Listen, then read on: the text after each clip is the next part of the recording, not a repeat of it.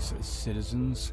This is Lieutenant Commander Mr. Everything coming at you with an important announcement from the UEE Navy.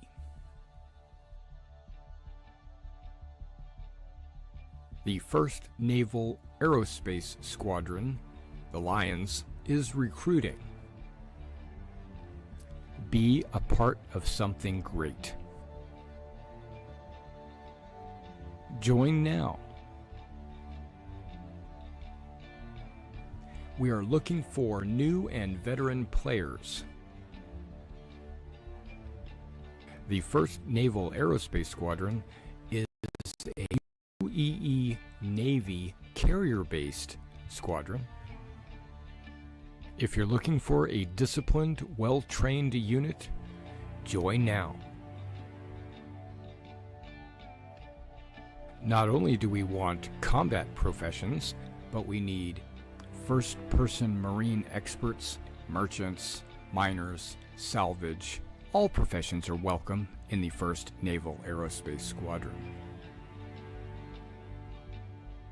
Our mission is to protect the UEE and its citizens. Join the 1st Naval Aerospace Squadron. Expected missions would be anti-piracy, anti-smuggling, fleet protection, search and rescue, convoy escort, bounty hunting, exploration, mining, salvage, asset protection, cargo hauls, to name a few. Join now and see the galaxy. We have an organization page on the RSI website, as well as the forums in Spectrum, and we have our very own Discord. Role-playing is encouraged, but not mandatory. The galaxy awaits. Join now. Whether you're casual or competitive, we're looking for committed players. We're based on a World War II U.S. Navy Air Squadron theme. Our focus are carrier-based craft, with our primary being the Sabre. But all ships are needed and wanted in the squadron. We would like to have a wide variety of ships to allow all kinds of gameplay. Visit now your local Navy recruiter and join the 1st Naval Aerospace Squadron. The squadron is growing. Visit our recruiter at robertspaceindustriescom/orgs/1NAS to become a member of something great.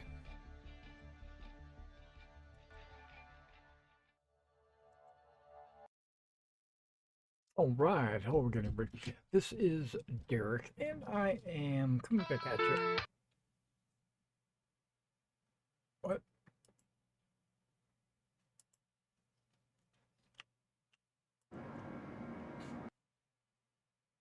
What's going on?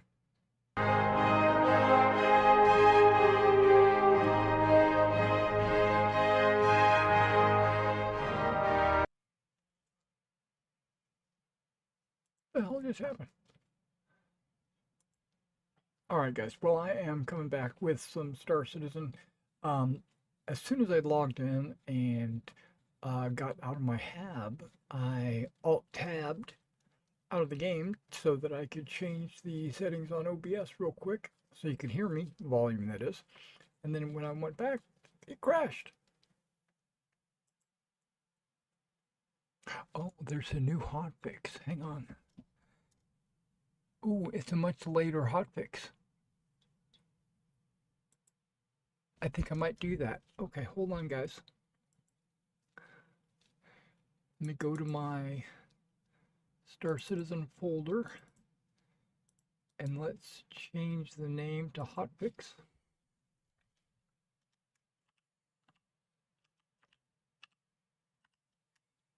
That looks good. Let's go to hotfix and let's update the hotfix.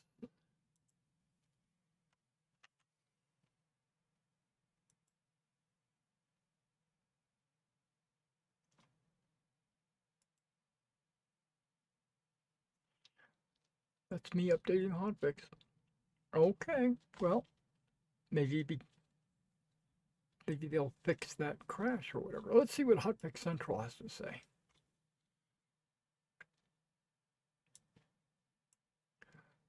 Bring it over here. Let's do the thing. 1024. I guess that would have been the hotfix I'm looking at.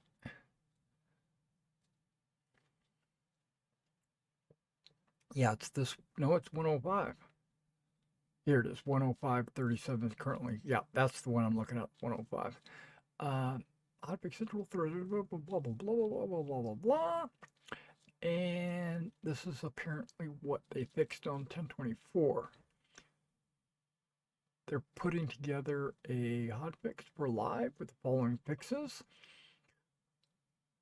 Quantum travel. The ship's destroyed parts are visually restored after quantum travel. Not sure what that's all about. I honestly don't know what that's about. And then locations. The kiosk. Purchasing cargo directly to a stored vehicle is not possible as you cannot select an amount. Okay, haven't done that. Other people might have. I got a private message. I might have to read this. In private. What is this? Missions that require delivering data pad have a chance of not completing. Okay, so they're saying they fixed that. I've already encountered one of those. Missing person. Mission objective is a chance to not update when picking up data pad. Okay. That did also happen. That was all on that same mission. And then this is an error code. Logging in after restarting. Okay, so I had that error last night. That's why it took me so long to get in. Hopefully this hotfix has fixed this. Okay, cool. Let me, still updating. Let me check out what Armand has to say. Hello, are you... Okay, I can't read this because it's overlapped. Why does it overlap like that?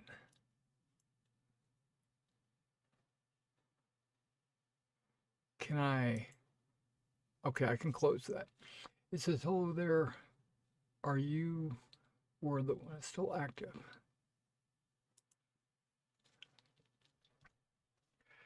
I am very active. Almost every night. The one NAS is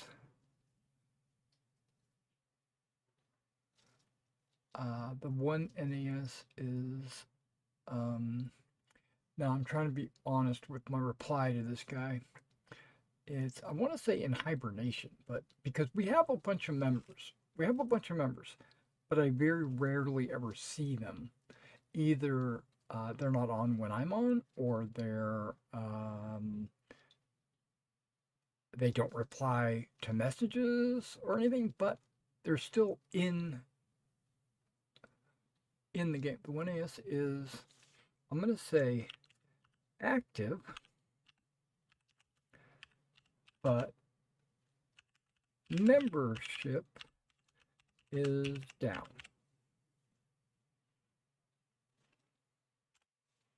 Yeah, so I replied to him.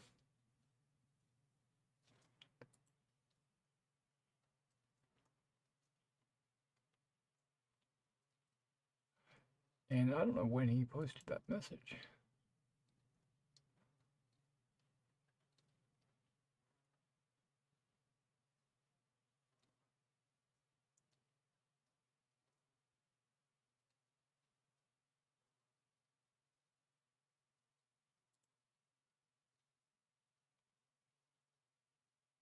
Okay, Speckman replied to the quote.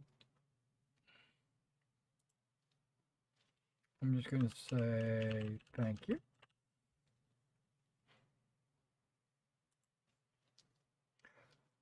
And he replied in June, actually. Okay, let's just go ahead and close that. I'm surprised it's taking as long as it is to update because I usually keep the game as up to date as possible. And if these hot fixes change this much, then really it's more than a hot fix, in my opinion. It's more like a patch. So, if there's anybody out there watching, how are you guys doing this evening? I know I'm getting on a little later, but I've been painting. That's probably why the light, you can kind of see the light is on my. I use a pretty bright light and some Coke bottle glasses. Whoa, I can't see squat diddly with these. And I'm currently painting some Prussian cavalry as part of a commission. I've got like 12 models over here that I'm painting. Um, I tried something a little different tonight. I always experiment with techniques and ideas.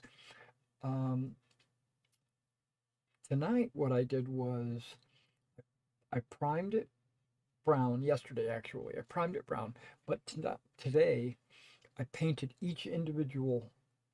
I painted the horses on all of them, uh, about 4 or 5 different shades of brown. And so just to give the horses a variety, you know.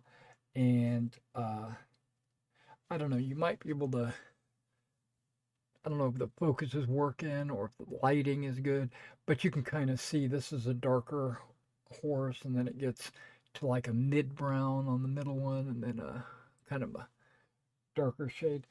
But I went through and I tried a bunch of. This is the. Oh, they're caught on my finger.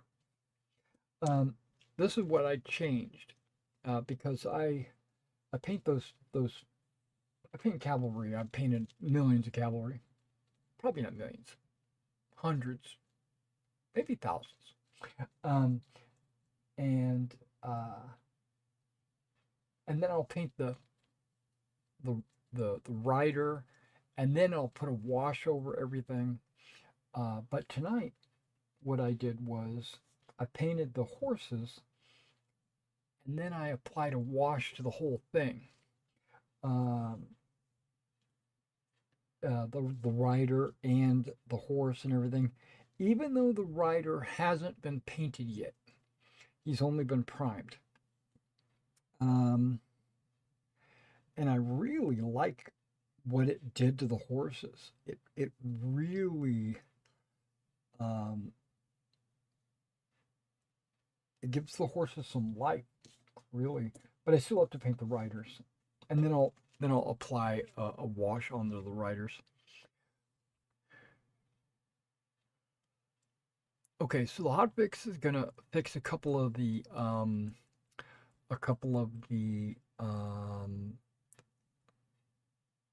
tablet missions, which is what I was planning on doing. Was maybe 1 or 2 tablet missions tonight. That's what I was planning on doing, and then also some cargo. Um, some people were, I guess, trying to buy cargo and auto load it onto their ship. Hmm. Boy, I got a yawn, even though I'm not tired at all. Maybe I'm just not breathing enough. Because my understanding is if you don't get enough air in your lungs, or whatever, you'll yawn. And I think it's kind of a psychological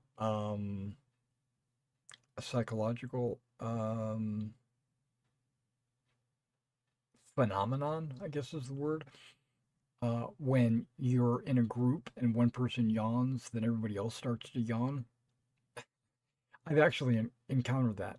Um, it does actually happen, but I don't know why that is. It's got to be psychological, obviously, but you know, I don't know. Yeah, and I've got you can't see it because I'm not pointing. I'm not moving the camera, but I got the wash out for the troop. Oh, I'm not going to be using dark. No, no, no, no, no, no, no. Let me put that dark. See, I'm glad I looked already. I'm not using light tone. I'm not using dark. I'm probably going to use soft tone. Okay, so I've got my wash and wash mixture. I got flesh and steel for the swords. I've got graphite, which is a, a gray for pants, for the hussars pants. Um, I've got, which is weird, I've got German tank crew, which is kind of like a black uniform color. Um, that's going to be for the first regiment because that's what's called the Death's Head Regiment. And they wore black uniforms. Um, but then I have dark Prussian blue for the 5th Pomeranians, um, yellow for their straps. I'm sorry, their lace. Um, I got white. Well, it's not really a white, it's a wicker white. I got that for the lace of the death's head. Um, I've got red for the collars and cuffs of the death's head, but also the red is for their haversack, their little saddle bags that they wear. I think they're called a saber or something or other. Um, it's like a little bag that hangs off their belt. Okay, it looks like we got about 75% progress. Um, and then of course I got pure black. Look at the size of that bottle. Yeah, I got pure black for like boots and um, I'm not sure. Oh. Because see, the German tanker black could be used for everything that I'm about to mention. So I'm not sure why I even need this black. Um. Oh, all I know, all of them have like a pistol belt that hangs over their shoulder. Now that is black, so it's a black leather. But then again, the uniform could do it.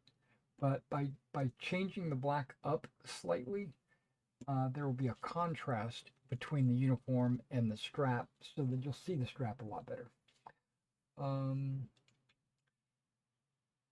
yeah, their saddle blankets are not really blankets; they're wool skin, but they are black. Um,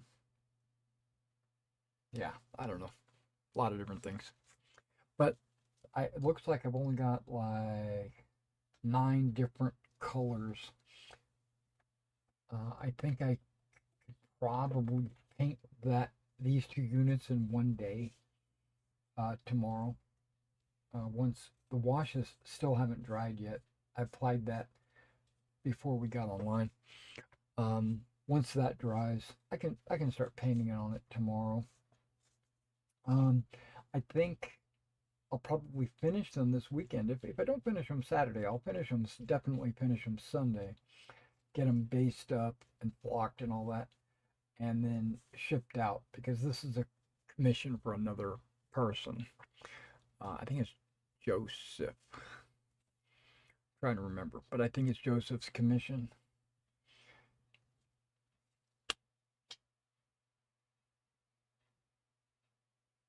Yeah.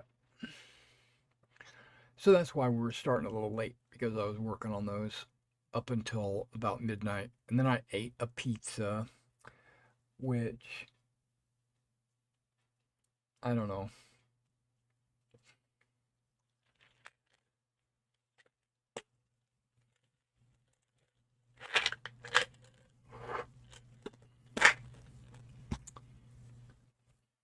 And then I watched a review. Okay, while we're waiting, it's only going to take a few seconds. I've been thinking about doing a video, um, a grind my gears video. It doesn't have anything to do with Star Citizen. It's not a specific targeted video or anything. What it is in general, and you might feel the same way. You might not. You might feel completely opposite. But there's a couple of things. There's a handful of things that really are starting to bother me when it comes to content creators on YouTube. Or I'm sure it takes place on every single other platform that allows you to upload videos with thumbnails and you make comments and discussions or whatever. I'm sure it happens everywhere.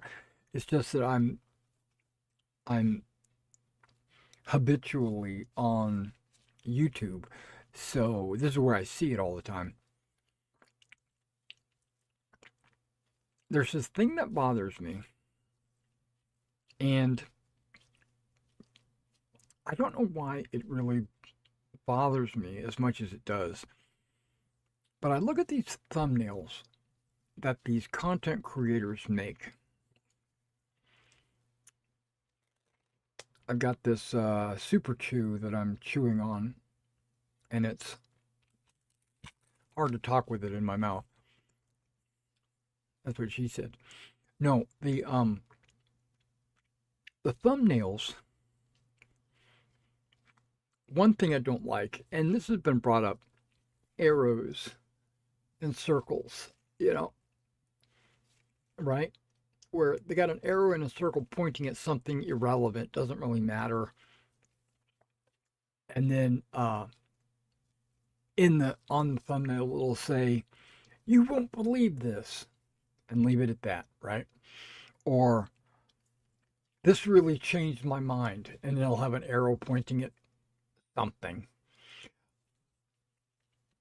And when you watch the video, it has nothing to do with whatever that arrow is pointing at. And nothing's changed anybody's mind. Or "This is something you can't believe. I can believe it." It's just very manipulative. I know the word is clickbait, but um I don't fall for it. I have never fallen for it. I fell for it, but now I've seen it. It's like dominant. Like every single video I see has either that or it'll have the content creator's face on the thumbnail.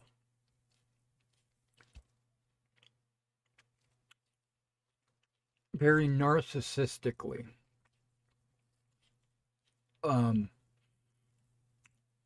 and the worst ones where the content creator's face is on there is when they have their hand up touching themselves, like, "Oh,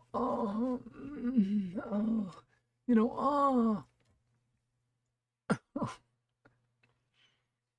One of them is like in amazement, like, you know, and it's like, I know this is almost updated. What? What? That was just a download. Now it's updating. Okay, it should be pretty quick to install.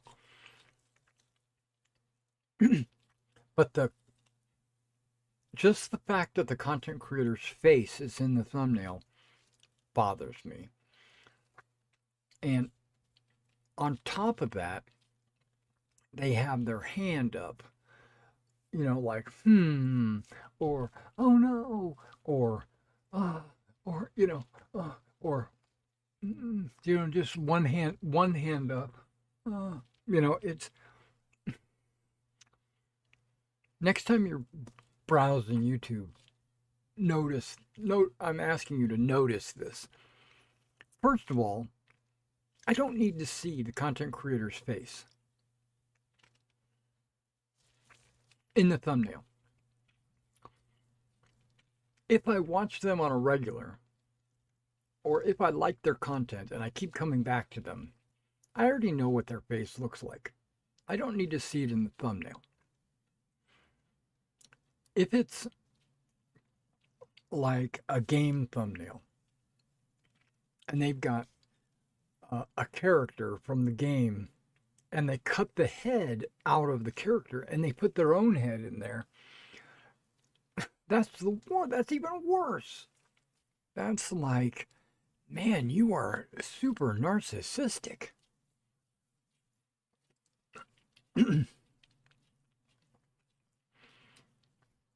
So, thumbnails, arrows, circles, clickbait. You can't believe this. Oh no, I can't believe I did this when I was playing.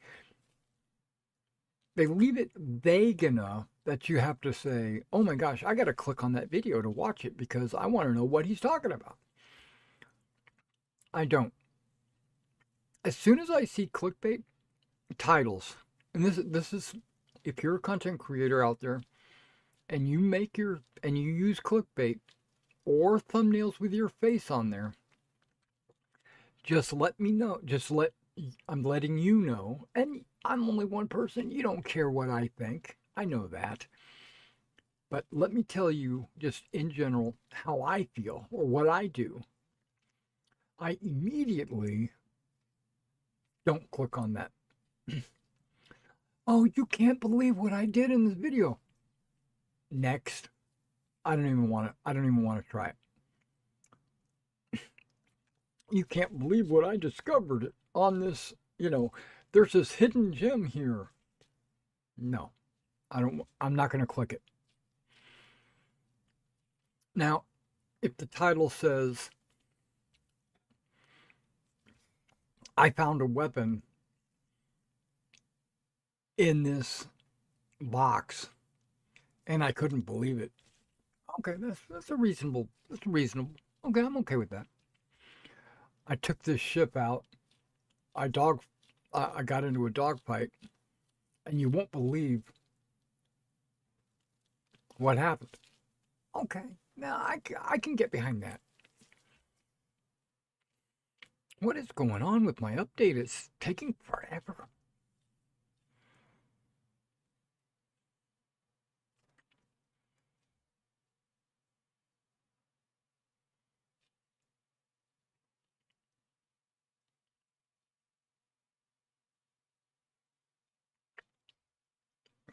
And why does it say kilobytes per second and not gigabytes?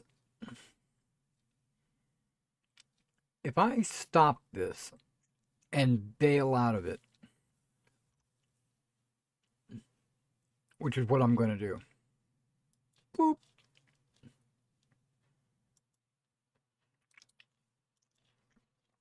I wonder. This is kind of very similar to what happened last night. Stuff didn't update, or I wasn't able to log in. Tonight I was able to log in. Okay. Oh, wait, there's patch notes.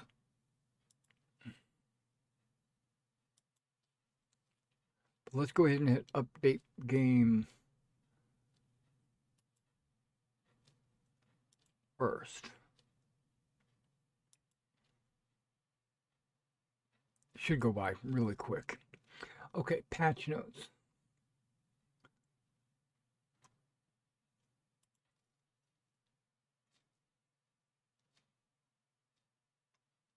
This is just what happened in 432.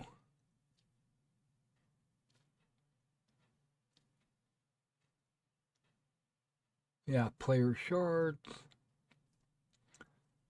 82600. Starting UEC. Okay, 82600. My understanding is the 8 is Stanton, how many servers they have operating in Stanton. 2 is how many they have operating in Pyro. And 600 is, what just happened?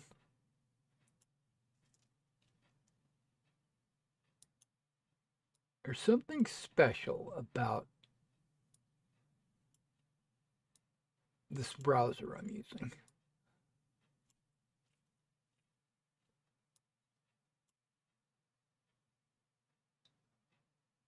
Which is Opera, by the way.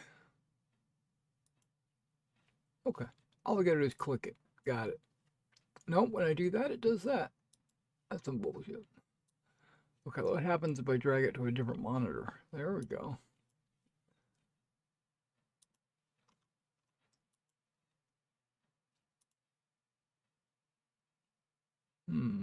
Refresh. I'm refreshing the live stream just to see what's going on. But this is the number I was talking about, the 82600. I do believe there's 10 servers and 8 of them are in Stanton, and the servers can hold up to 600 players. Yeah, what is going on over here?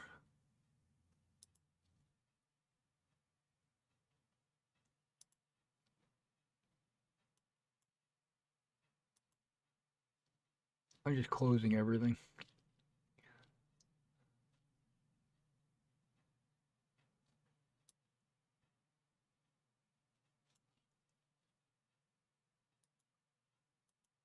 Open a second window.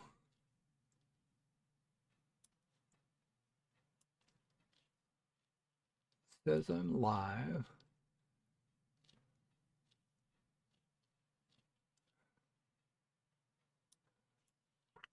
Okay.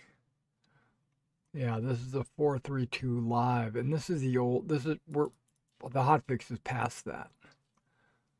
Um, New ships, reclaimer docking and updates. What is this? Adding a new docking port to allow for docking at stations. I didn't know that. That's cool. Paladin, the Stinger, the Shiv. Okay. Aiming system changes. Okay, I didn't read this. As part of the integrations from Squadron 42, the aiming setup is slightly changed. The concept of gimbal modes has been split between gimbal states. G will now simply swap between fixed and unlocked. Okay, that's the way it's always been, right? Which means the crosshair will either be locked forward or can be moved. Yes, that's the way it's been. That's not a change. The aiming type describes how the aiming system is aiming at targets. There's 3 different types: pip aiming, auto aiming, and precision targeting.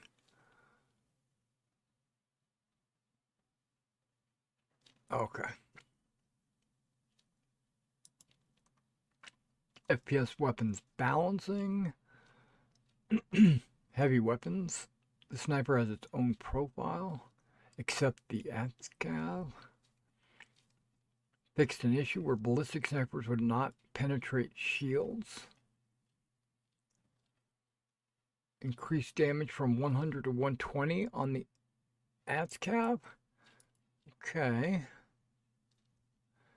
Can one tap heavy heads. Okay. Made it go faster. Now it has a functional optic. The scalpel, I tried using the scalpel. Aim down sight, increase, decrease, I don't care about that. But I tried using the scalpel, the double tap. It just doesn't seem like it has the same kind of impact that my P6 has. Volt LMG, have not had a chance to use it. Do I plan on using it? Probably not. The Ripper, I've never played with the Ripper. That's something you only find in Pyro, I understand. Custodian. Now, I'm thinking about checking out some of these other submachine guns just because the Custodian went from 12 to 13. That is a huge difference. It's not like 12 to 12.5 or 12 to 13 is a big difference. Now, I think, I'm just trying to refresh my own memory. I think the Lumen does 14. I think. Okay, Nax spread. They tightened it up. Okay, I might have to look at the Custodian. And the C-54 spread has changed. I don't care.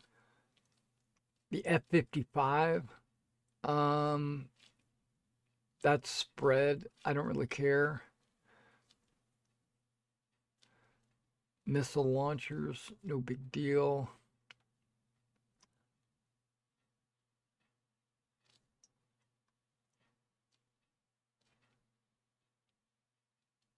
All right.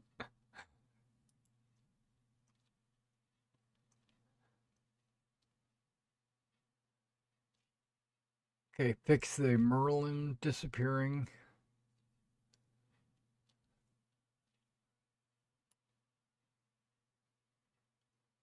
Wow, this update is taking a hot second, isn't it?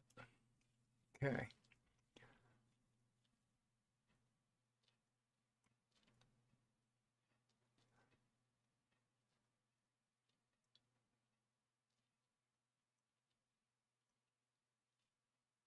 Okay, so let's do this.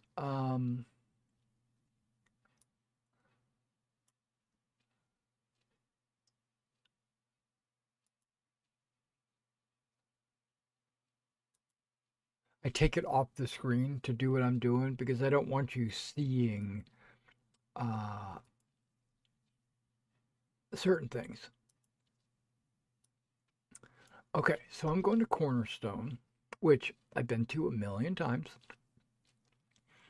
We're going to look at FPS weaponry, right? Now, the first one is going to be the Custodian, right? The Custodian, they changed it to 13 from 12 to 13. That's about it, and it's already been updated here in this website. That's awesome. There's a 60 round magazine. That's also pretty awesome, actually, now that I think about it. That is pretty awesome for a submachine gun.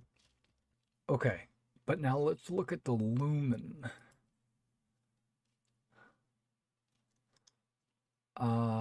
Here, let's hit alpha damage. Let's switch that up. I know the big numbers are going to be this ATSCAV.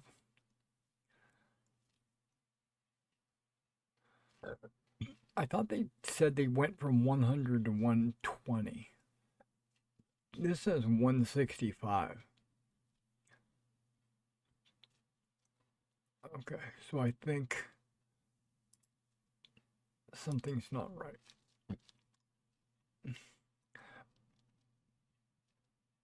Okay, so let's get down to the 13 range, which is the submachine guns. Okay, second page.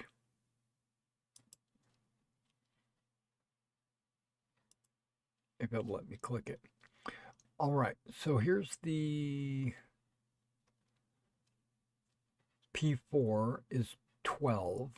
Custodian is 13.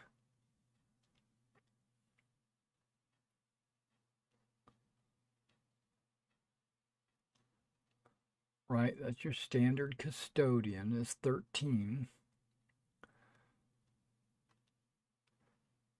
And then the P8, okay, the P8 is a 14. Okay, so the P8 is, but it only has 45 rounds, not 60.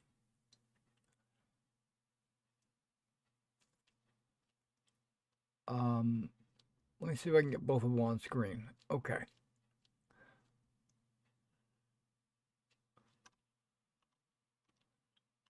second. Fire rate, DPS per second. Max DPS per second. Okay. 194. 195. Must have a higher rate of fire. 900 as opposed to 850. So it is faster, so you can get more bullets downrange, but it looks like you're only getting fractional bonus. Okay, but where's my lumen? Come on, lumen. There's Karna. Karna does 18. Where the fuck is my lumen? Is lumen actually less damage? I'm gonna I'm gonna I'm gonna have a hissy fit.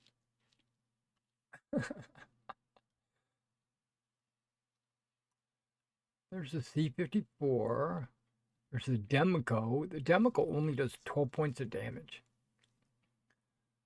And 153 at full auto, you know what I mean? So it's really not that good.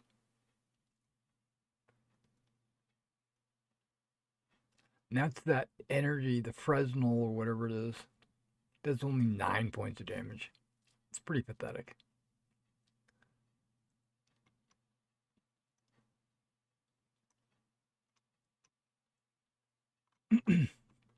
I must be overlooking it. I've got to be overlooking it. Let's go back to page 1 because I was thinking it did 14, but I could be wrong. It might do.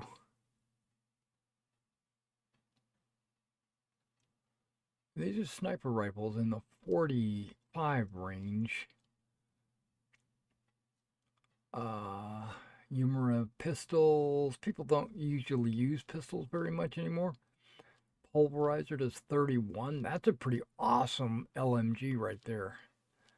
31 points of damage. It's super slow firing, 355. So your DPS is low, but it's not really that low because it does 30. Hey Tech Priest, how you doing, my man? I'm just FYI, we're waiting for the hotfix to update before I can jump in. So I thought I would take some time to take a look at some weapon stats. You're good? All right. Sounds good.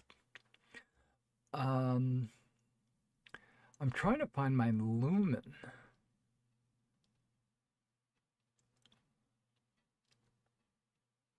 So lumen SMG. I don't see it on this list anywhere. I see a P8 AR does 45 damage per bullet. But it's single fire, so you got to go pop, pop, pop, pop, pop. But 45 is not bad. Arrowhead, Coda.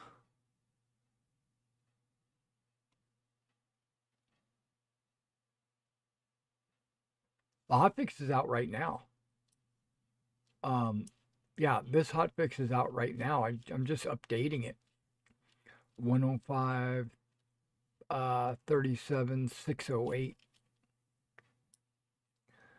I've already downloaded it. Now I'm updating it, which it's taking a second. It's taking a hot minute, actually. Okay, I can't find my lumen.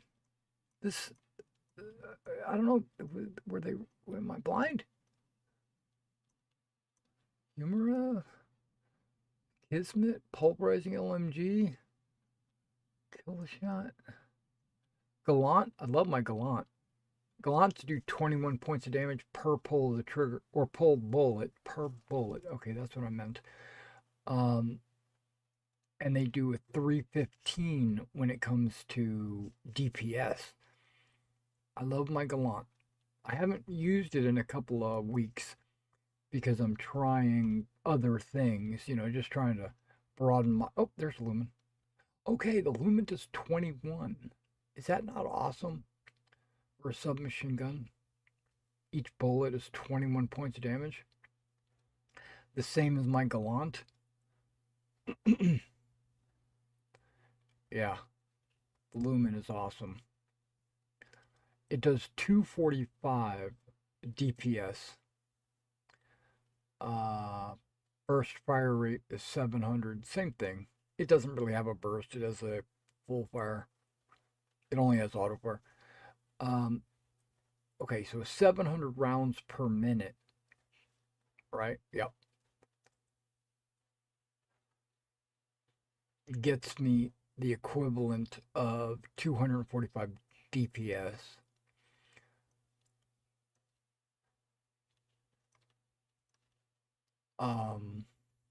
What did I say? 245?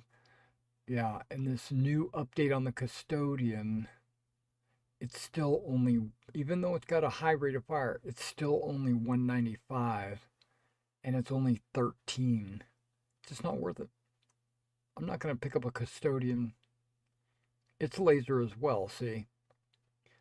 If it was ballistic, that might change a little bit. Now the P8, I like the P8, but it's also only 14. Yeah. If I'm going submachine gun or even rifle, the Lumen and the Gallant do the same amount of damage. The Lumen has a slightly lower rate of fire. Really? No, it doesn't. I feel like the Lumen has a faster rate of fire than the Gallant. Same ammo. What do we got? What's on your agenda for this morning? I am running an S71 at the moment. I really like the Lumen. Yeah. S71's a cool rifle. I kind of like it. Lumen's your main most of the time? Yeah, same here. Same here. I like the Gallant though. You might want to try the Gallant. Um, the downside on the Gallant is its burst fire, right? Pop, pop, pop, another pull of the trigger. Pop, pop, pop, another pull of the trigger. But um, what that usually means is you're not getting a big like spread. You're going pop, pop, pop, and then you're re-aiming, pop, pop, pop, re-aiming, pop, pop, pop, and it does the same amount of damage as the Lumen, same magazine size. Uh, is this bullet speed? It's twice as fast. How is the laser twice as fast? Bullet speed, right? Because shouldn't they both be the speed of light? You would think, but this is DPS, damage per second. You're getting more out of a Gallant.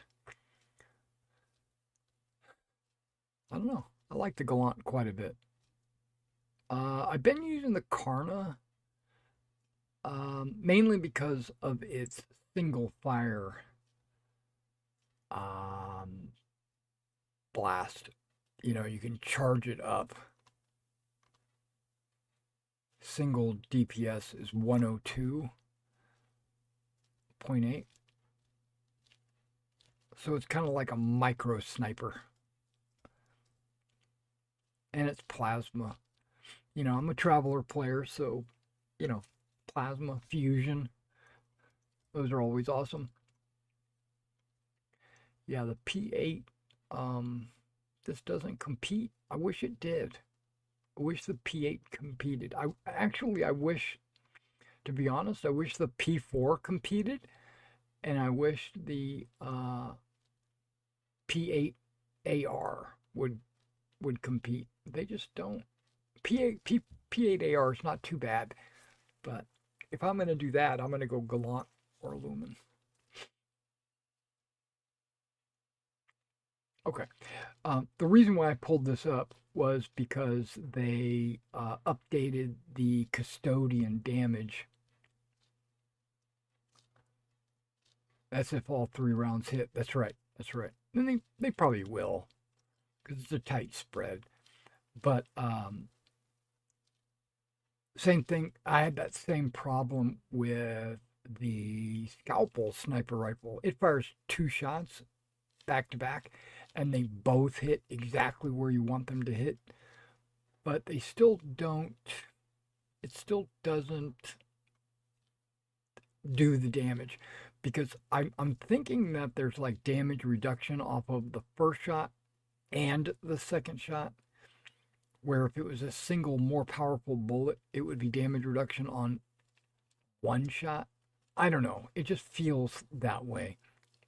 I know it's supposed to be a percentage, but I don't think it truly is. Okay, well, I don't need to look at this anymore. Boop. Wow, that's as far as we've gotten.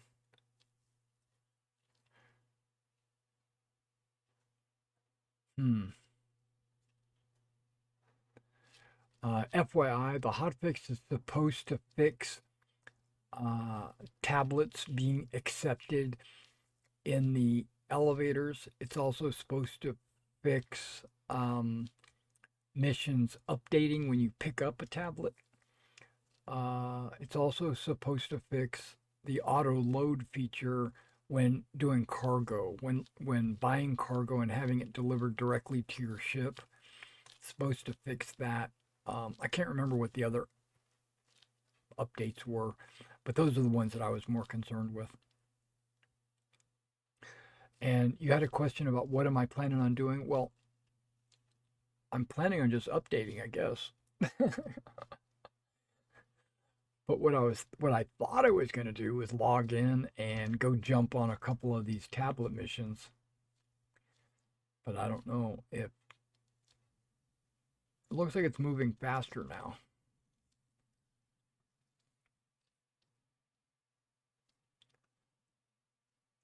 And the only reason why I considered even doing the hotfix is because um, it has a larger patch number.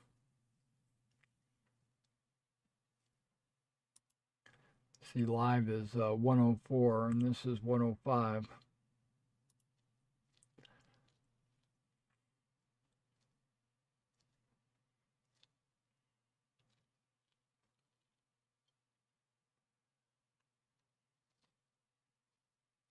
Now, I could probably just sit this here, let it update, and continue to paint my miniatures until the hotfix is actually live and then jump in the game. You can you can rename your save file from live to hotfix and it will save you a lot of time and space on your computer. Yeah, I did that. I already did that. Thanks for that though. Thanks for that heads up. But yeah, I already did that. Otherwise, you will have two instances of the game on your computer, one called live and the other called hotfix. Yep, yep. And another one called PTU, and another one called Evocati, and another one called Tech. Yeah, I'm not. I've been around the block. Um, I'm very much aware that you can just rename the file and yeah, and it does save. You are right. It does save quite a bit of space on the hard drive. Um, because what each one is close to 100 gigs or whatever, if not more.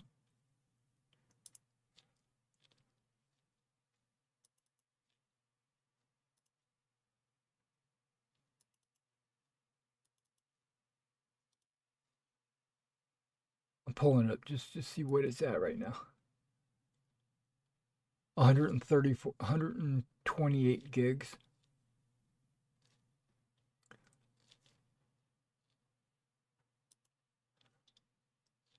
Yeah, so I can imagine, 128 gigs like five times on your computer.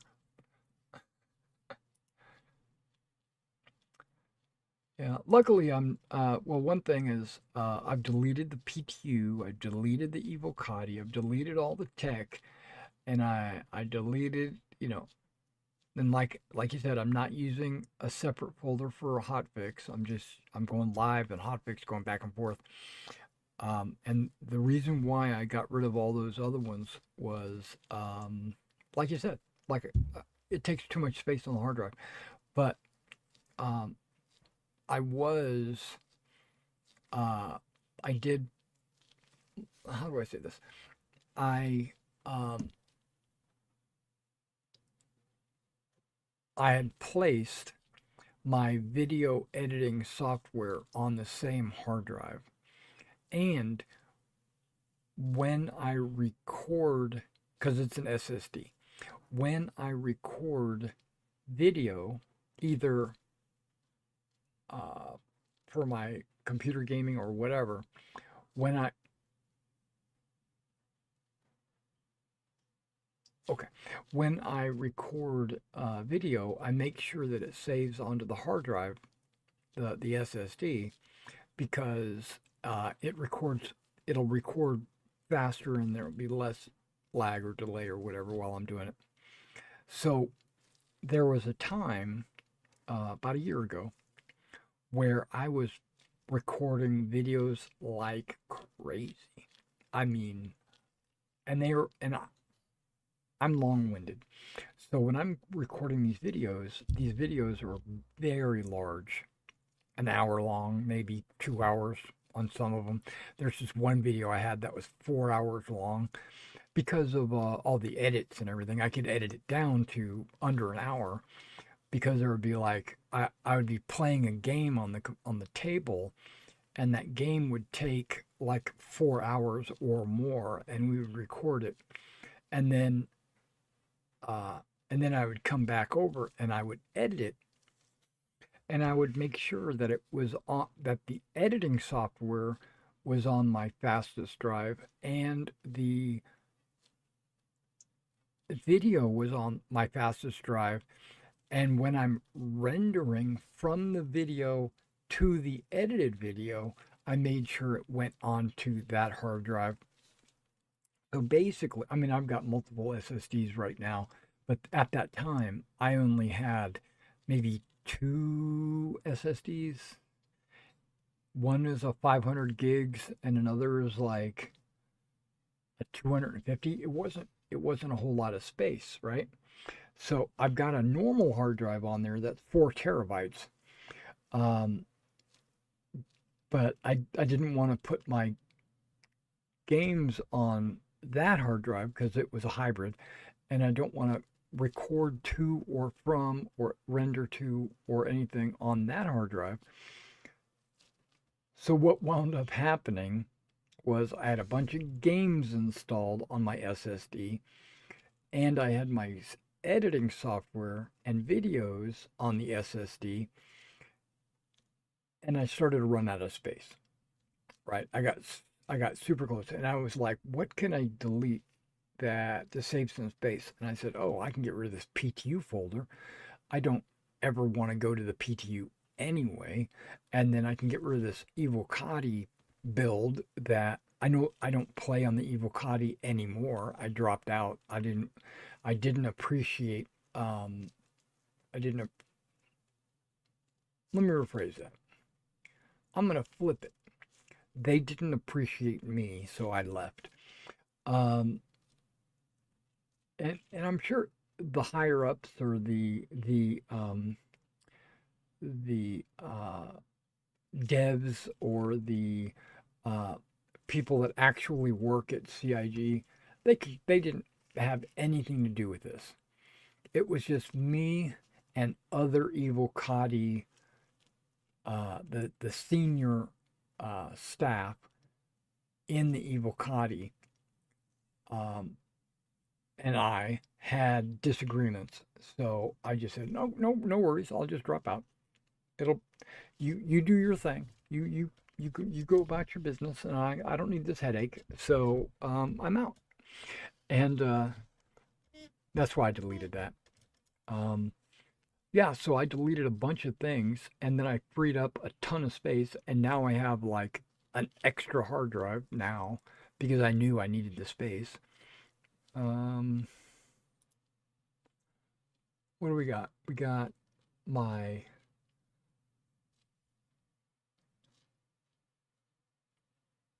what kind of hard drive is that called? That's called a NVMe, right? Where Windows resides. And then I have the hybrid drive, which is 4 terabytes.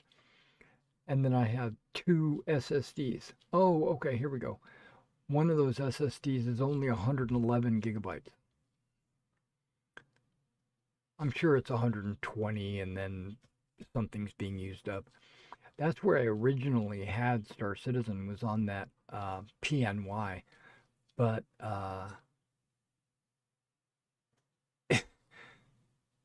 we all know that it's um, more than 110 gigs of a game, so I had to move it onto my 500 gigabyte SSD.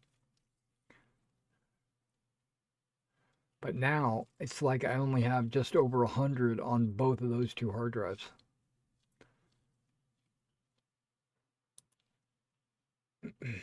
I don't know. For those of you that don't know, Tech Priest and whoever, um, I am planning, and I keep twisting my arm to not do it. I'm going to do it. I already know I'm going to do it, but I'm deliberately holding off. And I'm trying to resist. Maybe wait for Black Monday or whatever it's called, Cyber Monday, Black Friday, Cyber Monday. I've been thinking about waiting for Cyber Monday and then buying my new graphics card. So I've been wanting to buy it for the last month or so. I've been like, oh man, I want to just go ahead and get a new graphics card. I just want to get a new graphics card. I want to get a new graphics card. And then I tell myself, nope, hold up, hold up. I don't need it. I just want it.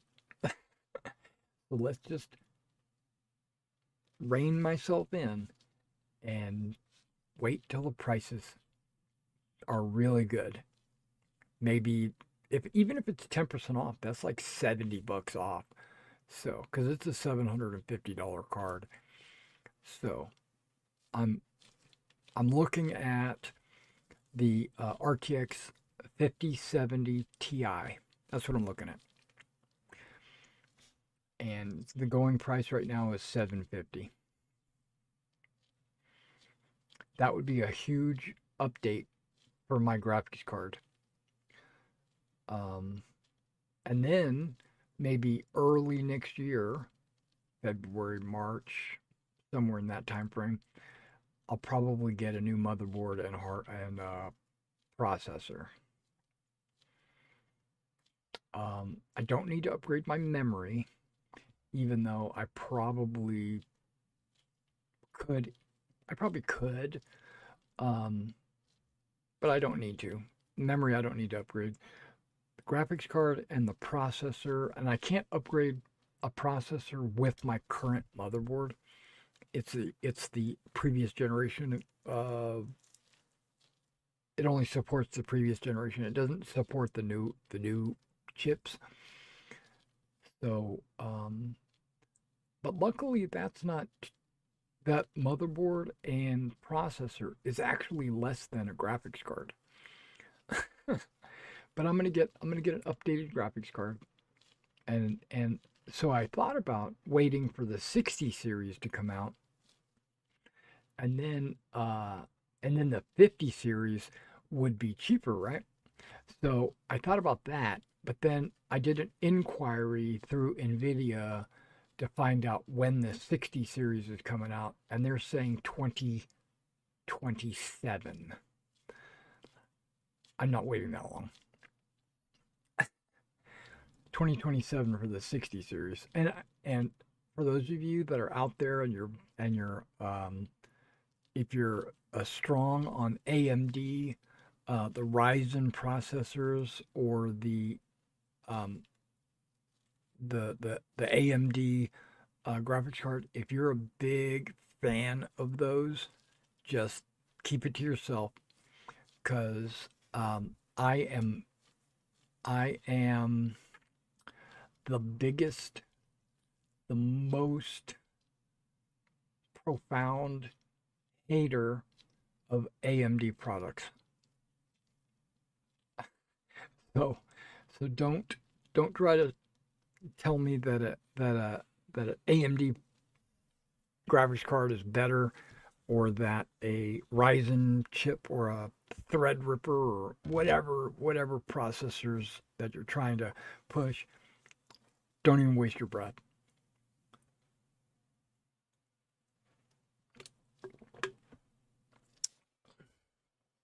Two things can be true at the same time. AMD is less expensive. I understand that. Believe me, believe me, I understand that. Um, but just because it's less expensive and it has higher, um, higher, what's the word? Benchmarks. Just because it has higher benchmark results doesn't make it a better card. Um, just because it's cheaper with better benchmarks, that's what I meant to say, doesn't make it a better card. There are other things you have to consider when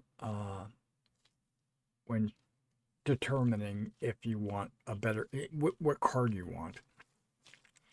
And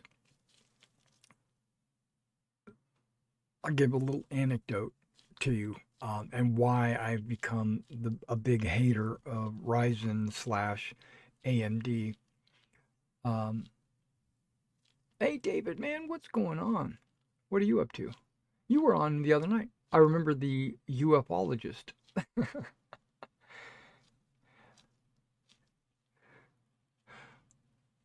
Oh man, you're battling physical nerve pain. Where's the pain? I mean,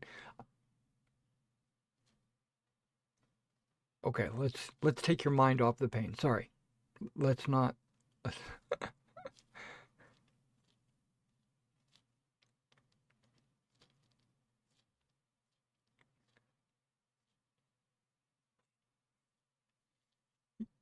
Cool, cool, cool. Yeah, what I'm doing is I'm updating the game right now. You can see the hotfix bar, how slow it's moving. It's moving like at a snail's pace, and I don't know why. I'm almost thinking about just abandoning the update and just going to live, just playing something in live. But that's okay. Uh, I'm I'm ranting about AMD because I'm getting ready to buy a graphics card, and I'm just filling time really. Is what I'm doing. Just filling time. And the uh the talking about AMD, I'm giving a personal experience with AMD. Well, first of all, I want everyone to know I used to build computers. I used to sell computers. I used to build computers. I used to troubleshoot computers and get them fixed. And I would identify where the problem was, software wise or hardware wise, and work through it to get these repaired. Okay, so knowing that, putting that in the back of my mind, just understand that I think I might not, because I've been out of the game for a while, but I think I have a pretty good grasp of what I want out of a processor and out of a graphics card. So I have a friend, more than one. I know, it's crazy, right? Derek has a friend. Okay. Well, I ha okay, a friend is probably a strong word. I had a bunch of people that were in my clan when we played MechWarrior Online, which also uses CryEngine, FYI.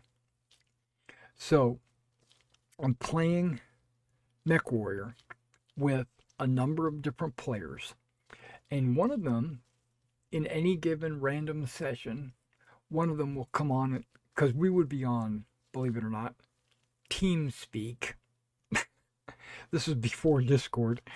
We're on TeamSpeak, and you're back. 30 years. Uh, Foot drop on right side, nerve damage from back legs.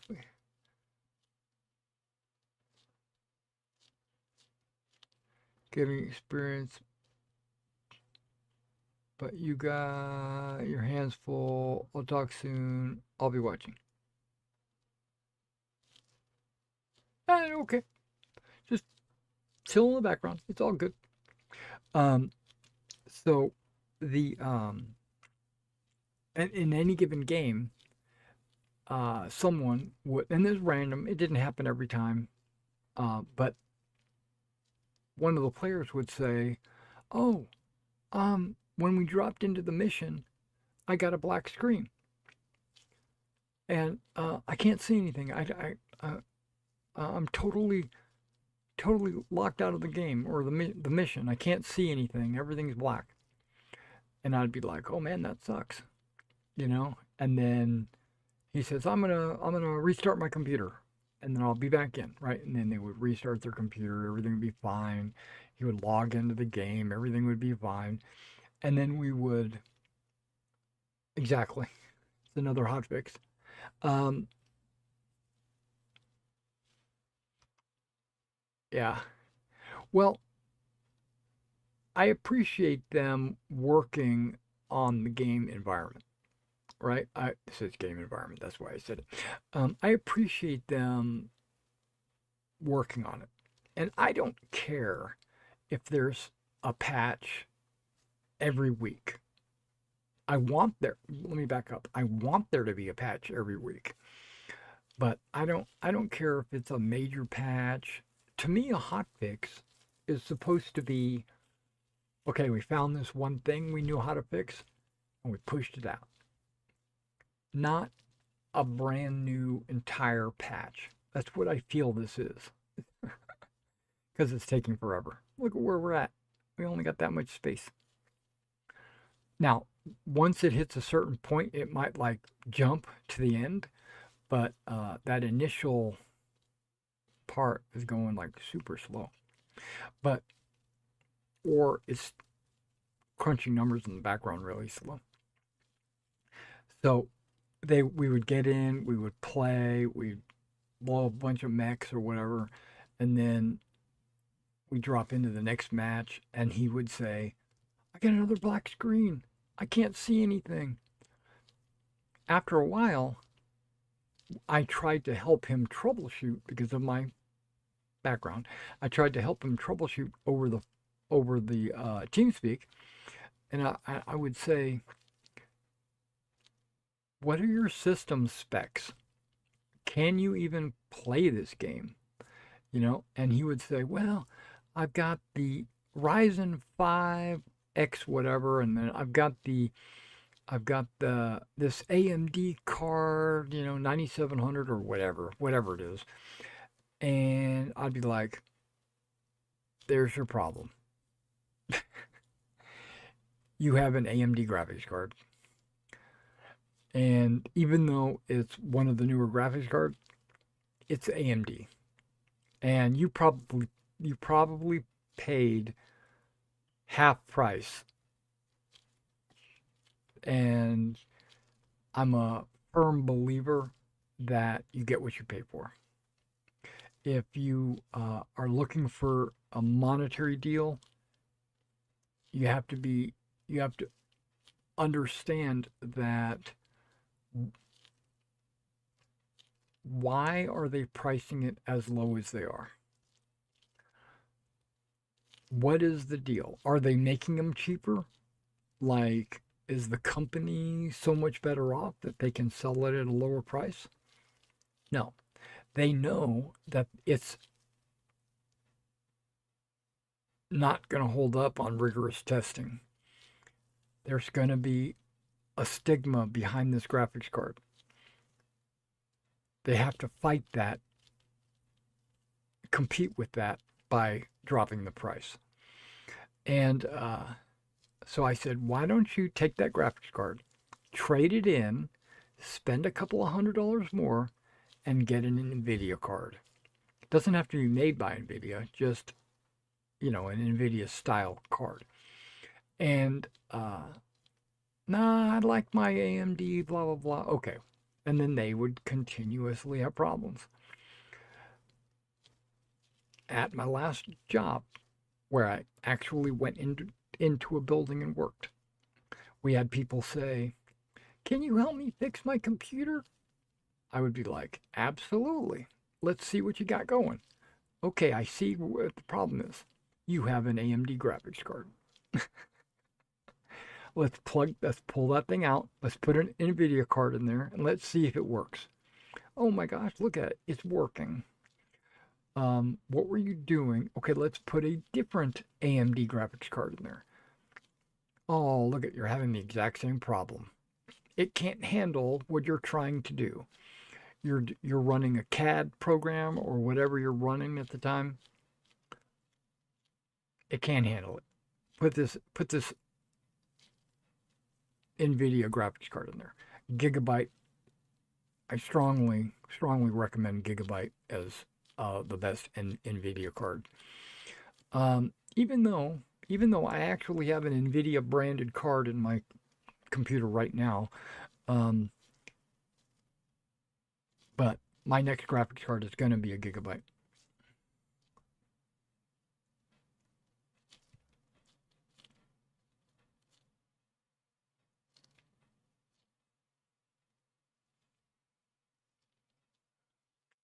So over the years, I've always seen problems with AMD graphics cards. Not necessarily the processors, but with one comes the other. That's my opinion. So I don't.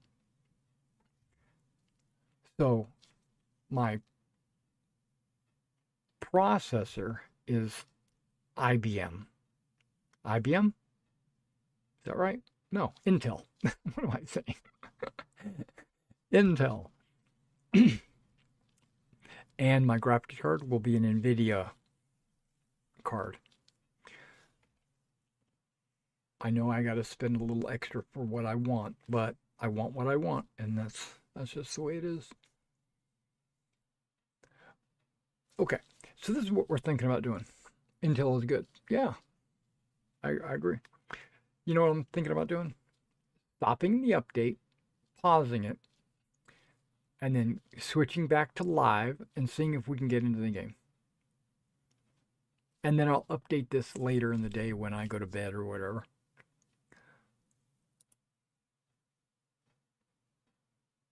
Pause. Update paused. Live. It shouldn't let me launch. So let me go.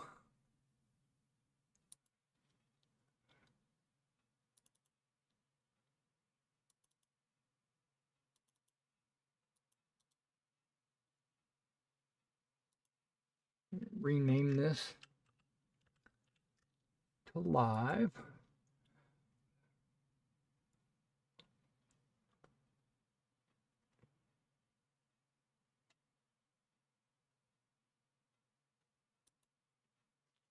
Well, let me change it.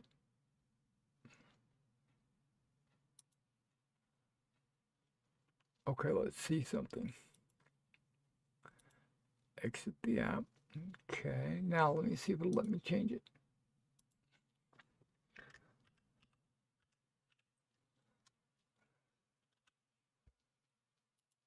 Okay, let me change it.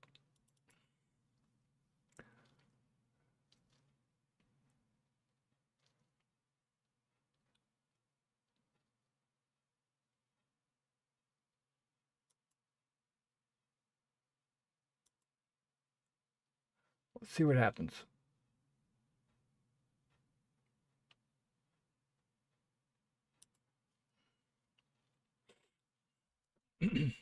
And if it lets me in, great. If it doesn't, oh well, that'll probably be the end of the stream.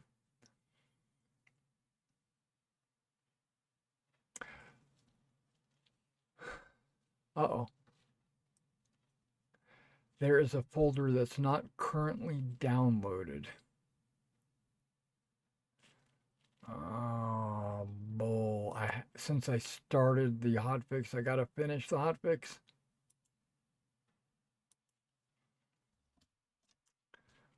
Well, bollocks.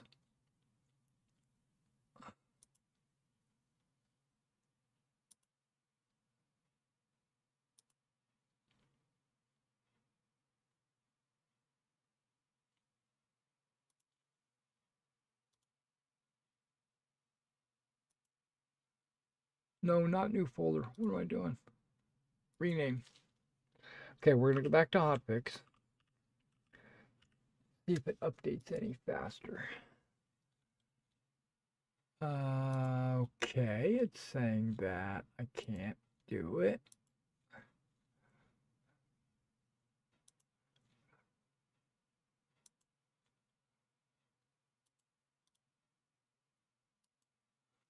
Okay, now I should be able to. Okay.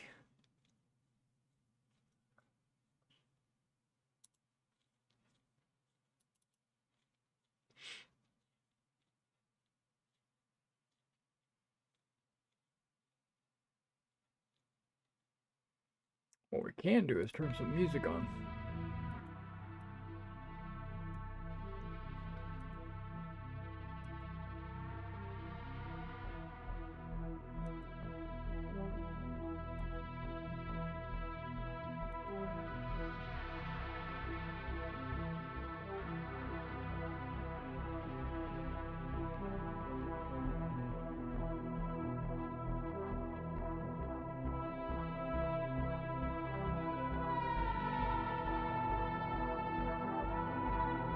Okay, this just says that it's downloading the manifest. That manifest should just be a text file. It shouldn't be that big.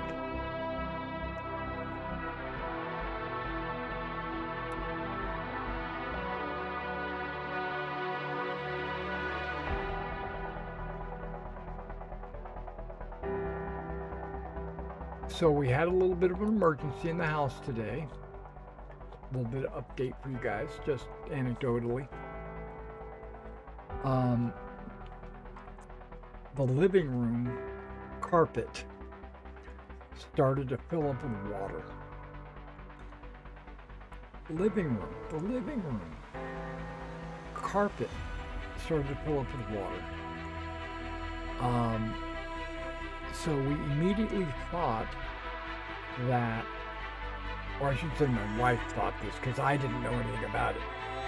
I was in here, she was in there. She thought it was a busted pipe or something. This looks like it's going faster.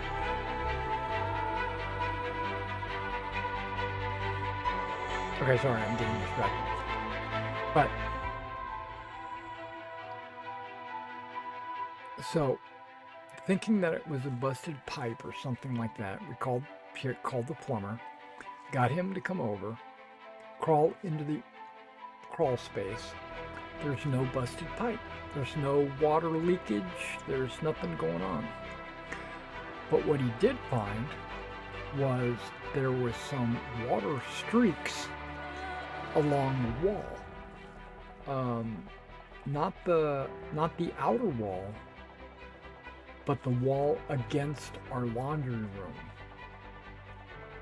So after inspecting the laundry room, yeah, that's going way faster. Maybe that's all it took was me like pausing it and restarting it. But so we went into the laundry room and there's no leaking pipes or anything like that in the laundry room. Except he did find some water along the wall, the outer wall, and I followed the trail by the water heater and the washing machine and all that. Found that behind the washing machine, where the drain when the drain pipe, that when you're washing clothes or whatever and the water goes down the drain pipe, apparently that drain pipe had gotten clogged somehow. Something got into the drain pipe and clogged it. And so when we were doing our laundry, the water sprayed into the drain pipe and came out the top. Went down the wall behind the washing machine and soaked in under the wall into the living room, and so the carpet was all wet.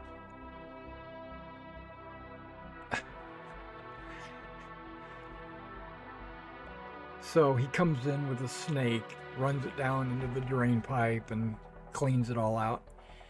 So our carpeting in the living room is a little wet, and so we've got to let that all dry out and stuff like that. So it was a disaster. But at least we have water. Unlike the Soviet Union. Okay, so what is it doing? Hold on, let's go to this. It is still downloading the manifest. Yeah, the manifest should take no time at all.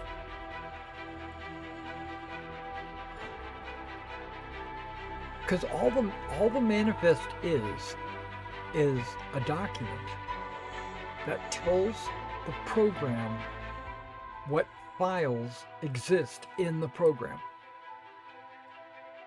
That's all it is. It doesn't have any programming. It's just a list of program titles. And then what it does is the updater checks the new version, the hotfix manifest, versus my current manifest on my computer. This is what it's supposed to do. This is what it's supposed to do. I don't think it's actually doing that. The hotfix, the new manifest, which should only be a couple of files that have changed, versus my client manifest, and then it should compare the two and say, oh, you're missing these two files. Okay, let me download those two files. Boop, boop. Okay, you're done.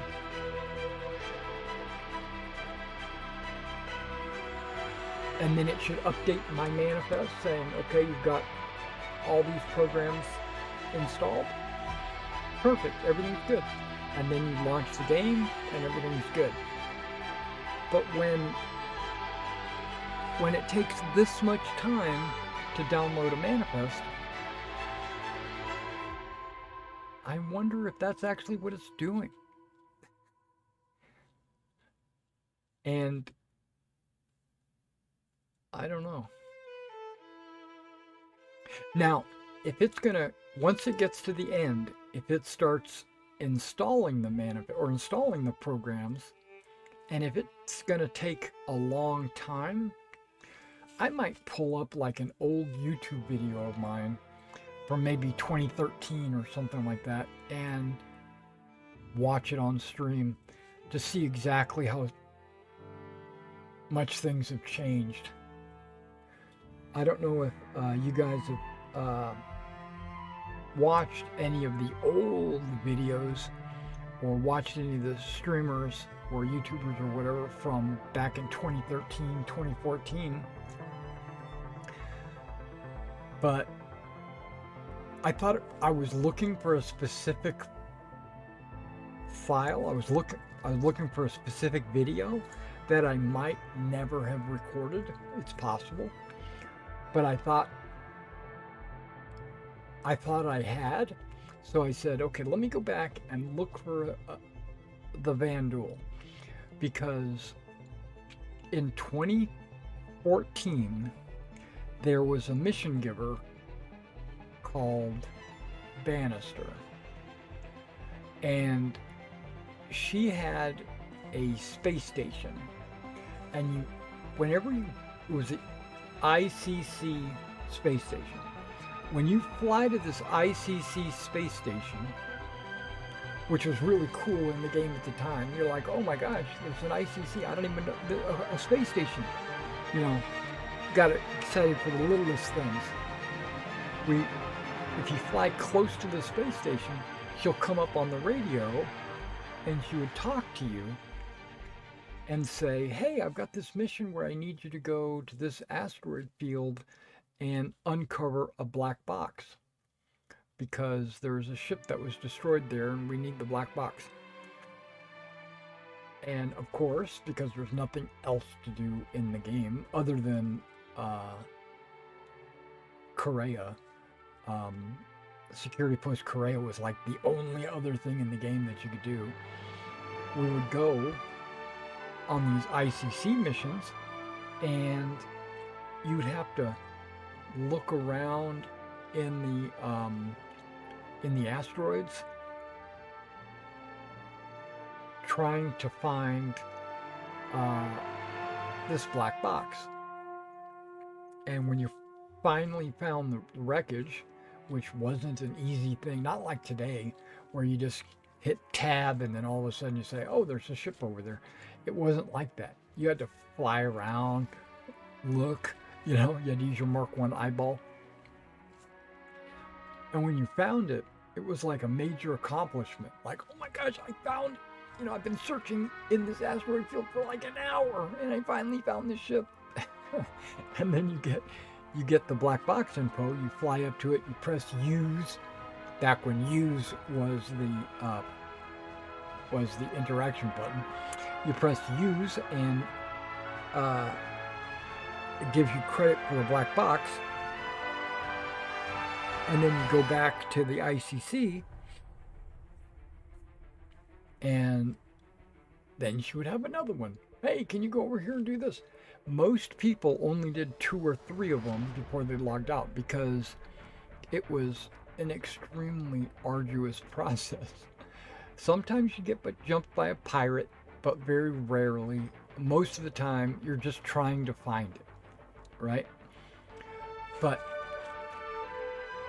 there was a hidden nugget that if you got to the 11th mission, if you did all 10 of them and you got to number 11,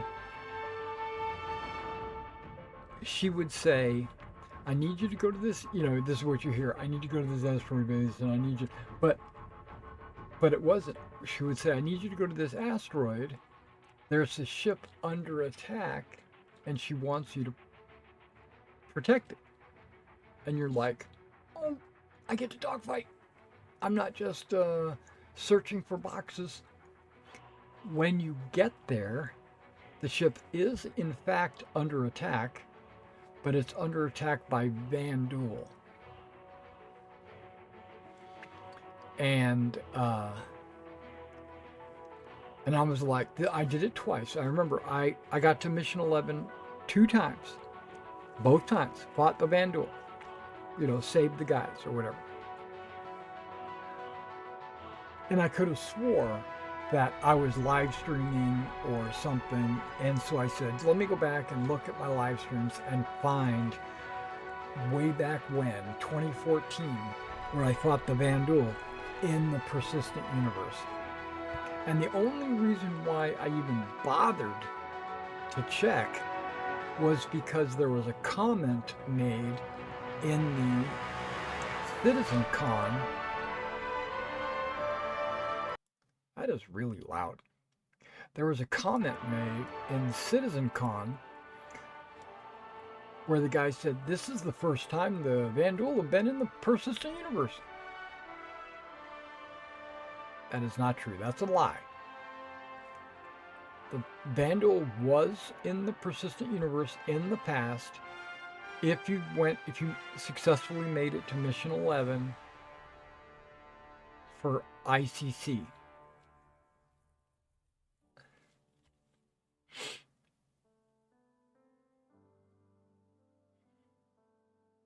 Now, I did find some of my videos where I did ICC, but I never found a video where I got to mission 11.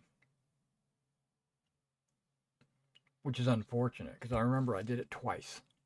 Only 2 times out of, I don't know, 100 times trying these ICC missions.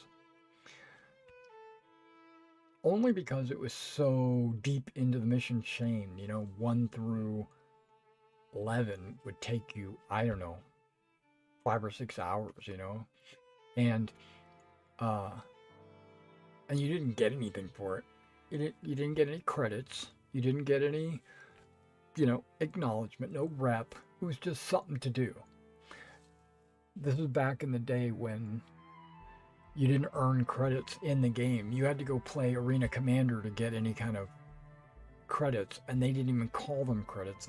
It's called rec, which is, I don't even know what rec stands for, but it's a resource that you can use in Arena Commander to buy gadgets and ships and stuff like that. You rent them. It's rental equipment credit or something like that. Rental equipment credit. That might be what it is.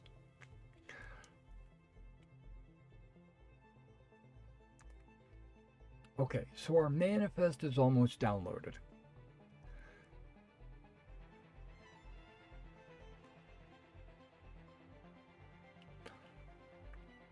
And I wonder why the speed of the download is only in kilobytes. I have gigabyte speed. What is my download settings?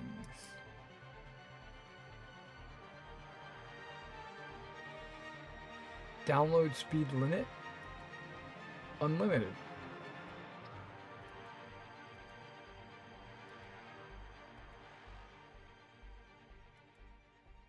Max?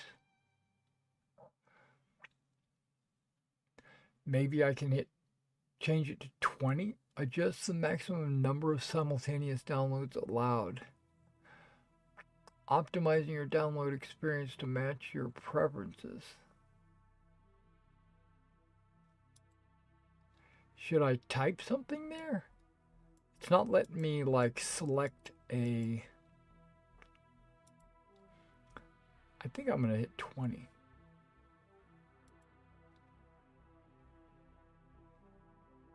I'm going to see if that changes anything.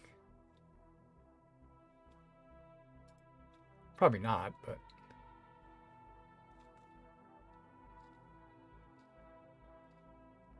since there's only one thing to download right now.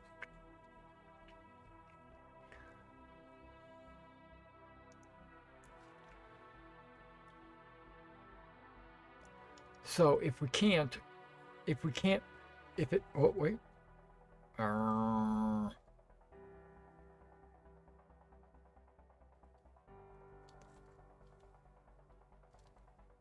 Okay, I'm downloading in megabytes. I'm okay with that. It was in kilobytes earlier.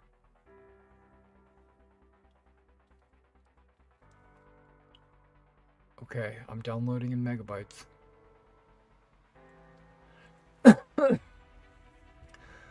I don't know why it would have been in kilobytes.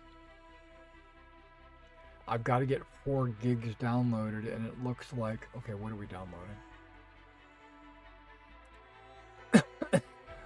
Updating game content. That's what it's supposed to be. Okay. This might help.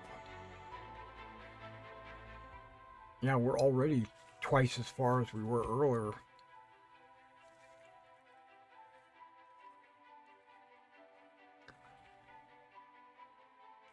You know what? I'm gonna pull something up just for you guys, just so you guys get to see it.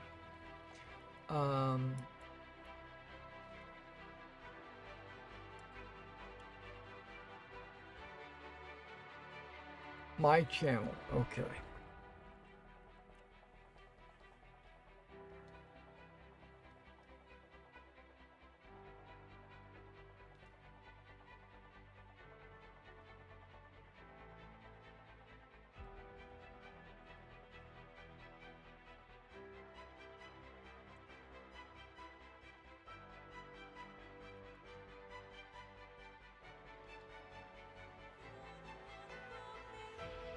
Okay, let's see if I can play this for you guys. What? That's the live stream.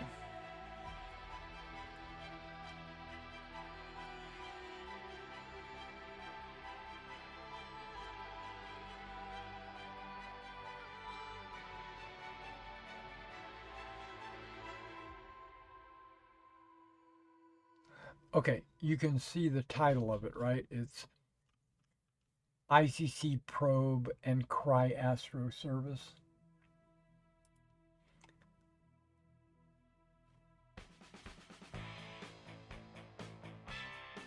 It's only 20 minutes.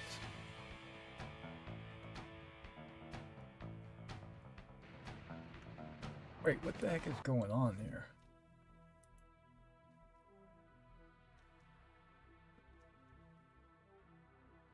Why is it doubled?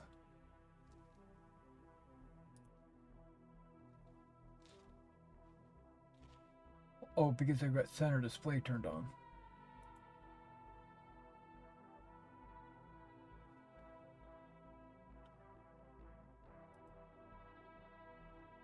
I must have YouTube.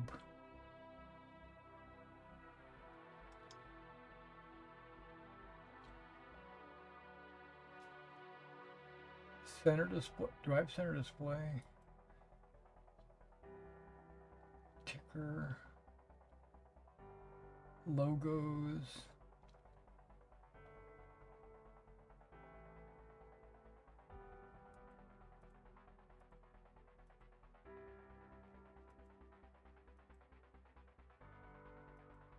Now, what is that? What? Where?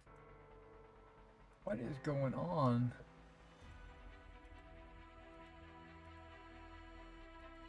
Stream chat. Oh, because, okay. Let me turn that off. There we go. All right, now let me turn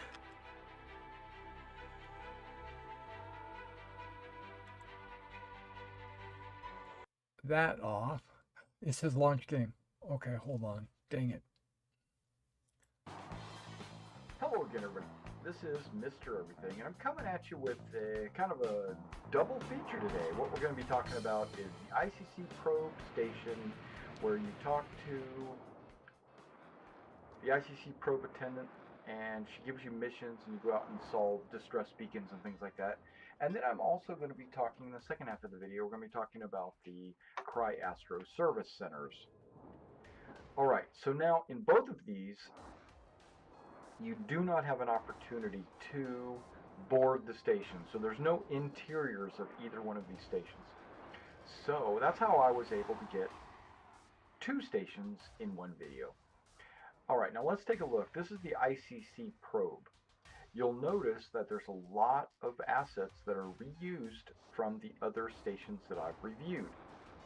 Like this ring down here that has these support struts that angle out. Okay, they angle out, down and out. Wow, look at that HUD. And that's exactly like, what is it, the Port Carré security station has a ring very similar to that. All right, now, and I say it's down.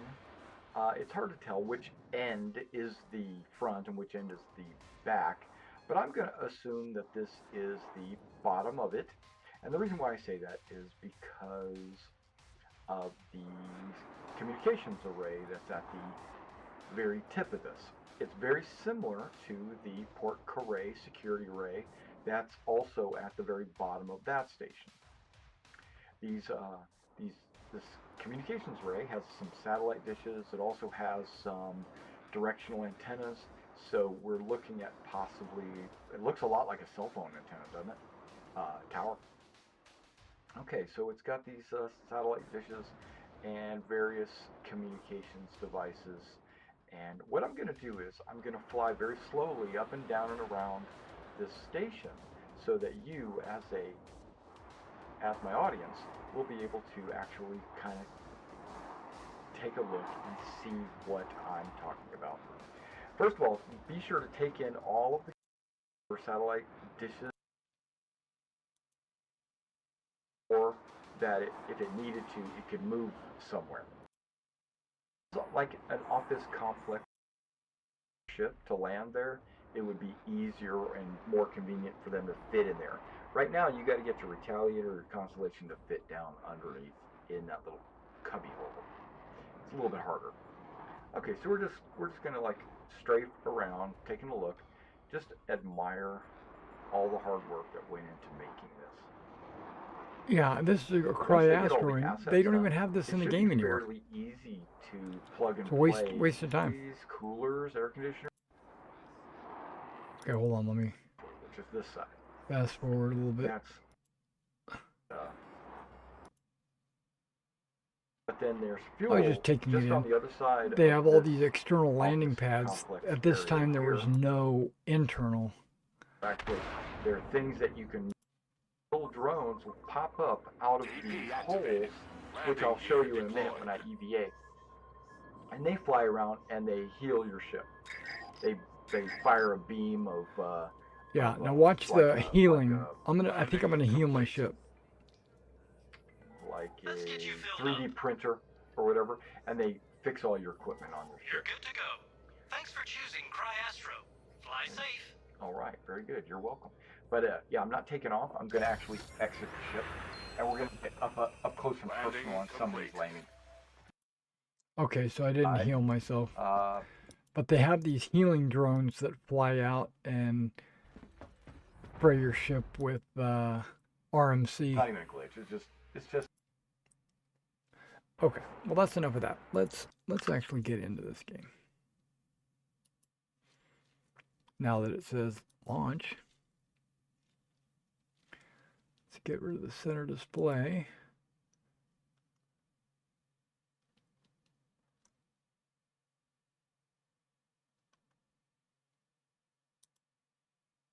Let's get chat back.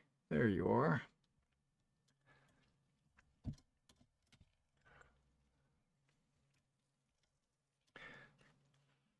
Yeah, so I want to have one night, maybe a Thursday night or something, where I don't actually play. I just have like a retro, like we go back and watch old playthroughs, just to see the progress. That's just to comment about old videos and progress that has been made.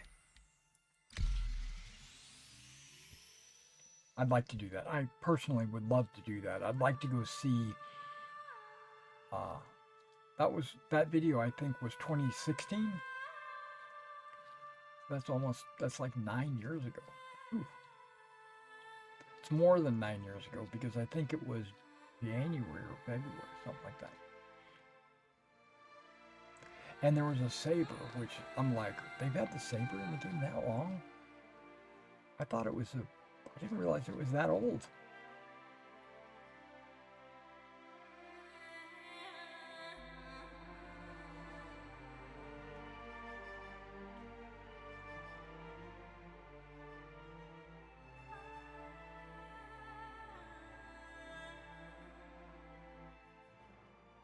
I'm not sure why there would be protesters disrupting the Battle of Idris 4 reenactment. Pro-Tavaran right group gather to demand an end to the annual historical event.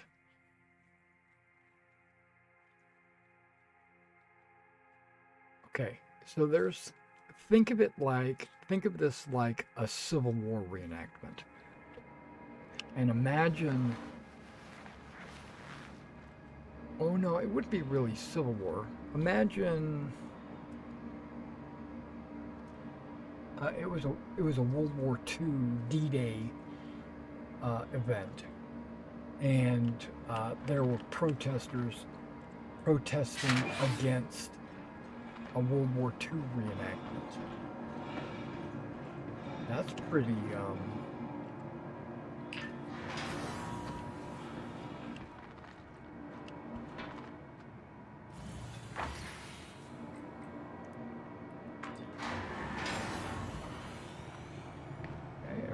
seem to be working good. My FPS seems to be up there.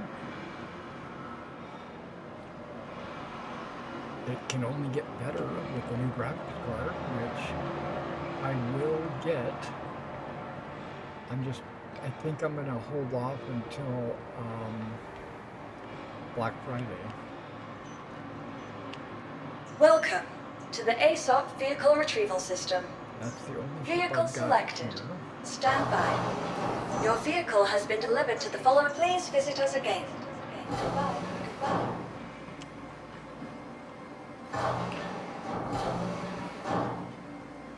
It said lobby, and then I hit elevator called, and then now it doesn't say lobby.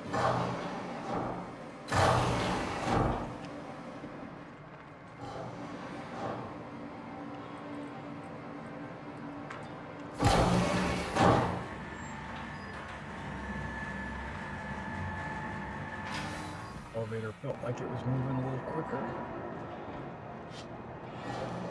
I don't know, just everything seems to be moving quicker.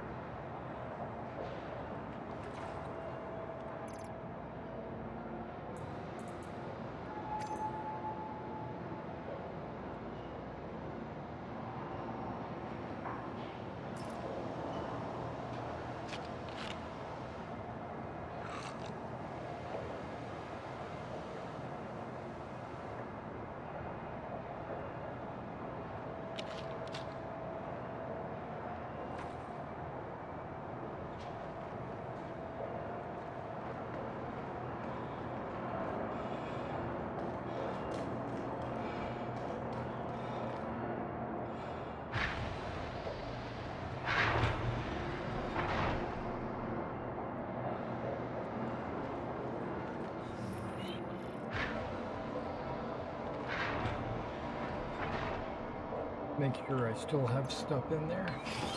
I do. Okay.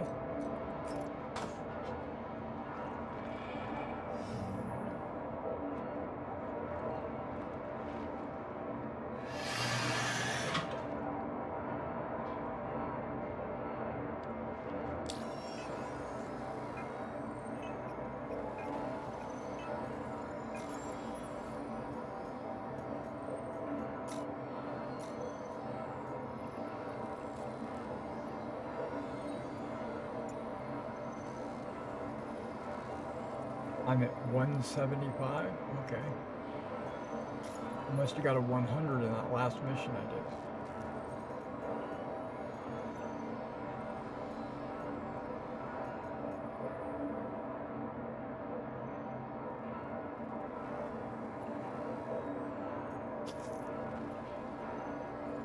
Has been hauled. Okay.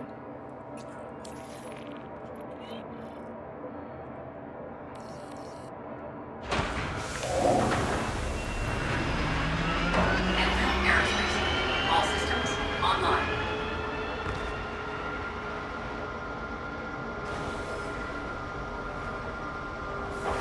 Landing gear raised.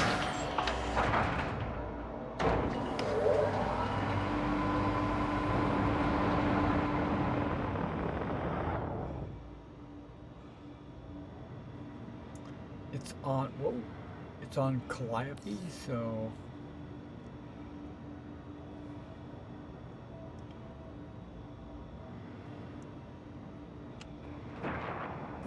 Shields offline.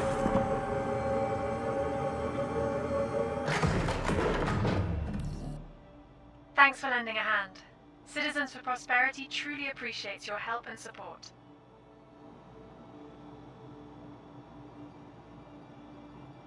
huh. Okay.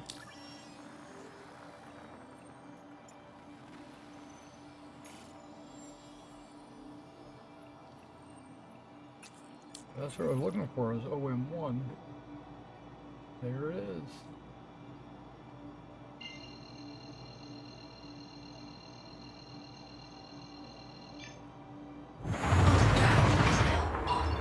Quantum drive is now off.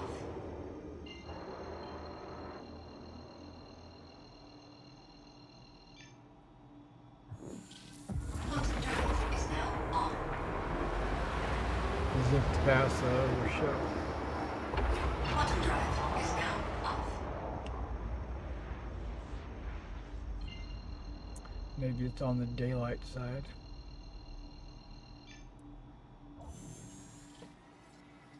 Quantum drive is now off.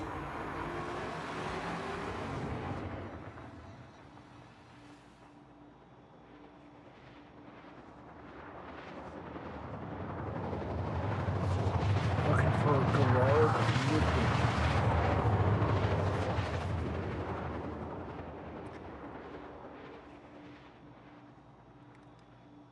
And I'm also looking not to get shot out of the sky. Quantum drive is now off.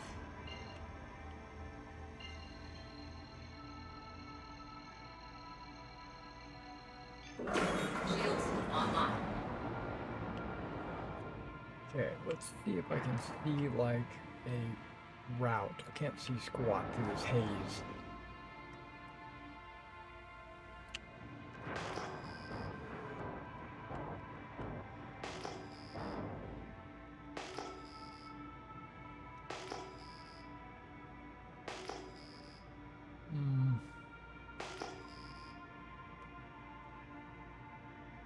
Casper. Okay. I think maybe coming over here might be the call.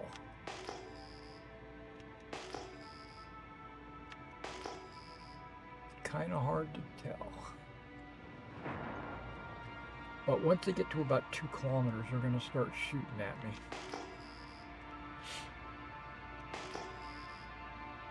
I want to get, oh, don't want that. I want to get behind that hill right there.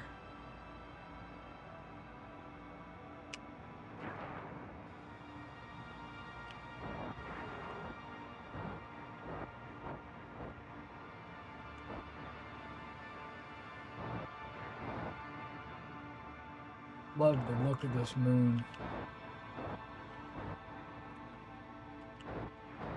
It looks so barren. So,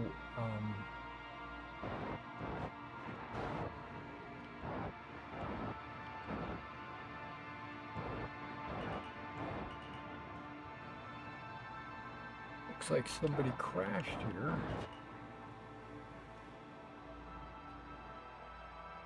Scorpius just slammed into the ground. I wonder if I could take all those weapons. Always on the lookout for a good deal.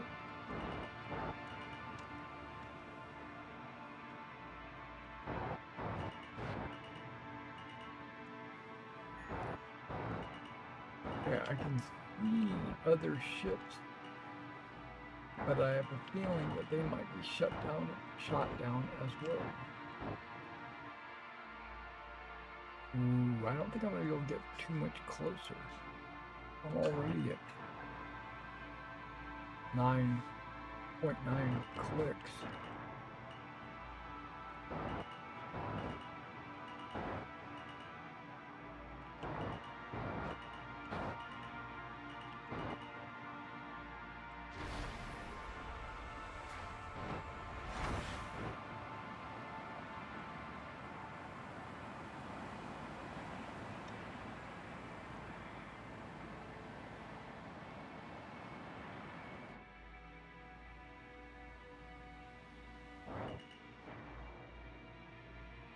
Pushing it. I don't know if I want to push it.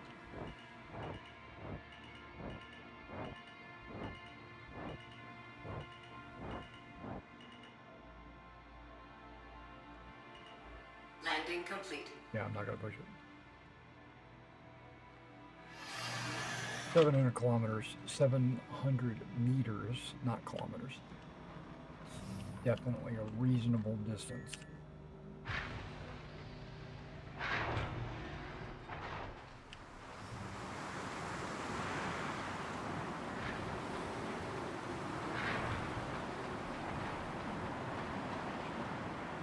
Logi. Yeah, I was wondering if I could get behind this other hill over here. I probably could have.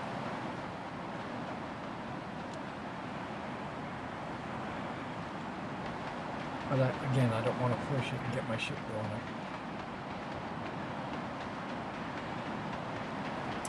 Okay. Investigation point.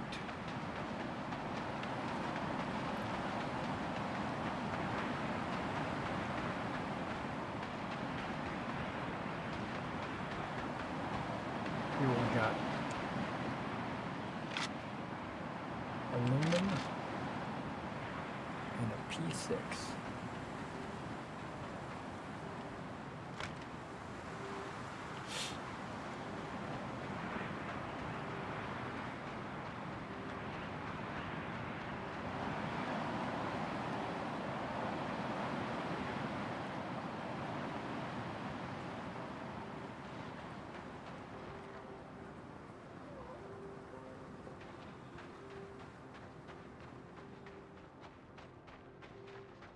Smokestacks or whatever they are over there.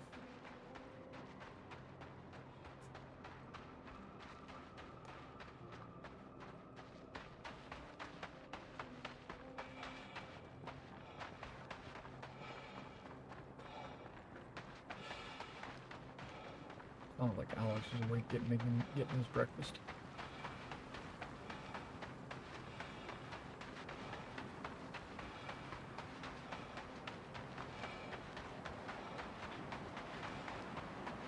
Doesn't look like part of the compound. That looks like maybe a ship or something over there.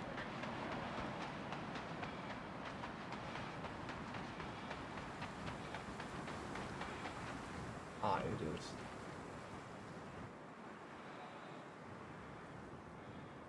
It's a paladin.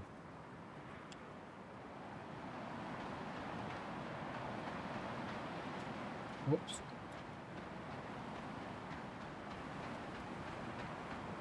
There we go. Adjusting my mouse wheel tension. I probably should get ready to shoot somebody.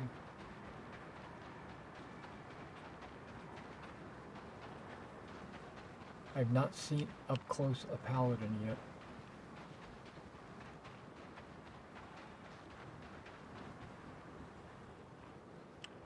I want to get into this corner right there.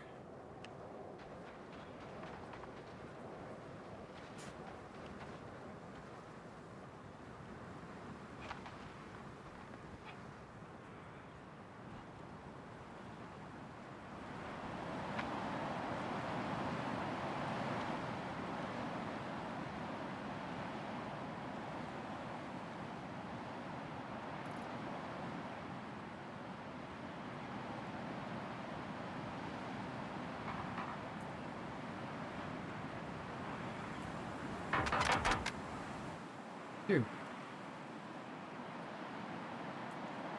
What?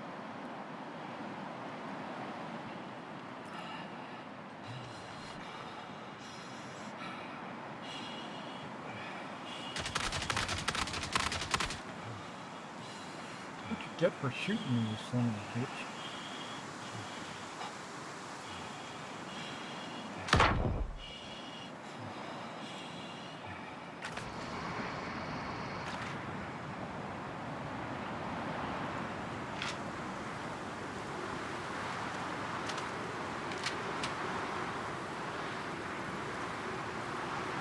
I'm standing over this tablet and he just guns at me and I'm bleeding to death.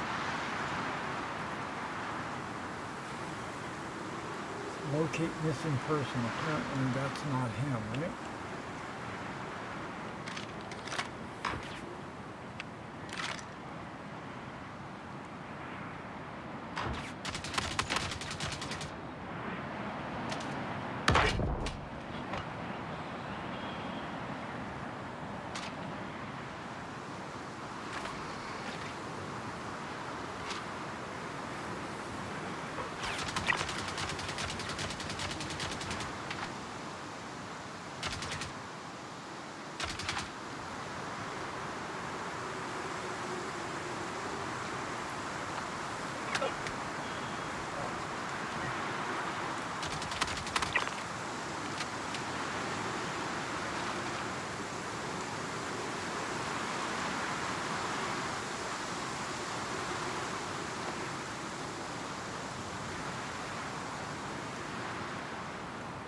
Now, I didn't want to shoot that guy, and I would not have shot him if he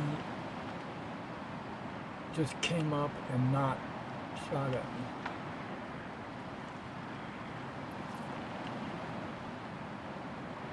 Okay, it says locate missing person. I must have found him. Now where's the tablet?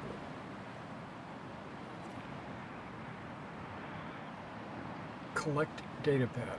It says it right there.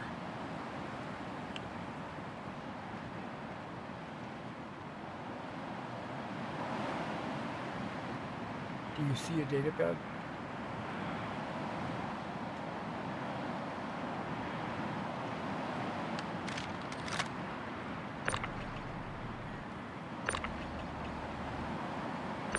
And I can't move him.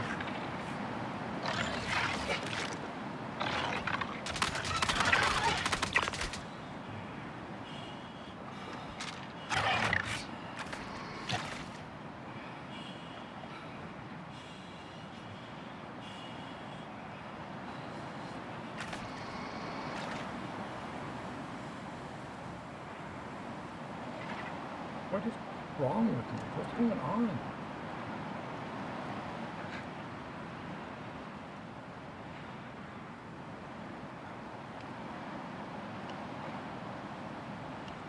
Okay, I can stand up.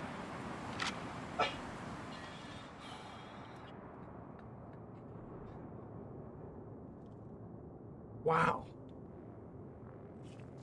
What was going on there?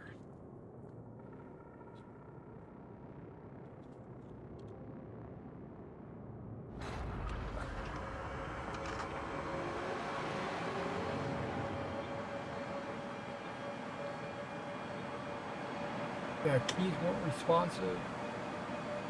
It was doing things that I didn't want it to do.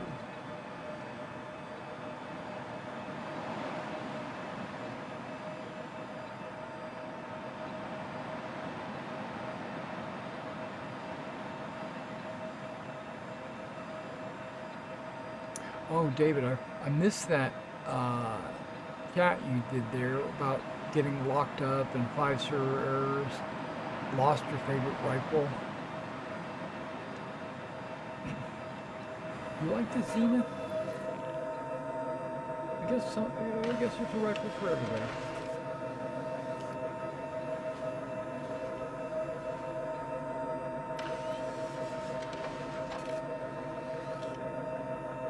Yeah, I just respawned and lost everything that was in my inventory.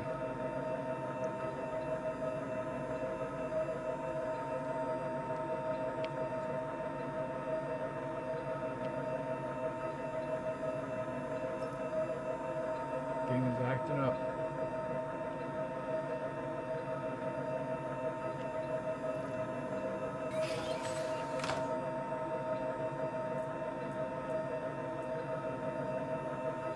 And this is why I brought extra mags.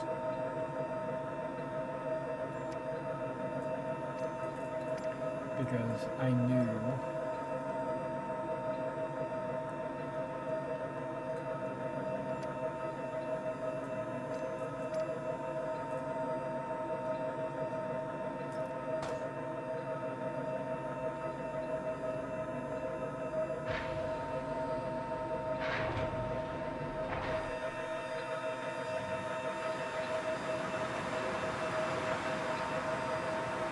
yeah, collect data pad. And guess what? It didn't give me an icon. See it now? I don't know where I'm going. Okay, I'm giving up on this mission already. I decided to abandon this mission.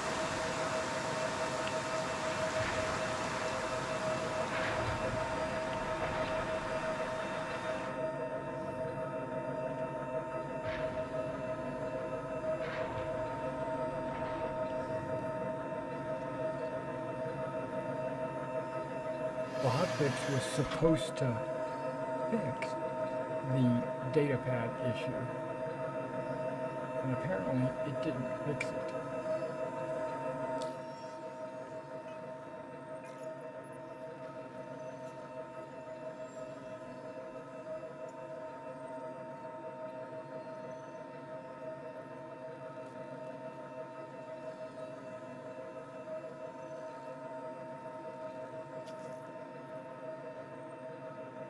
Okay, this is go back to the same place.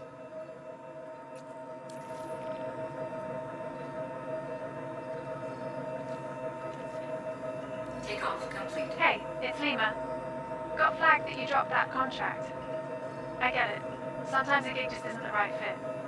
Sure you'll do better on the next one. Hey, it's Lima from CFP. Just wanted to thank you for picking up that contract. We can really use your help.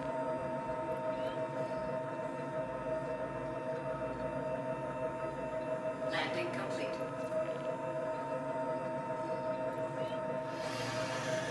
Notice how the power was showing. Okay.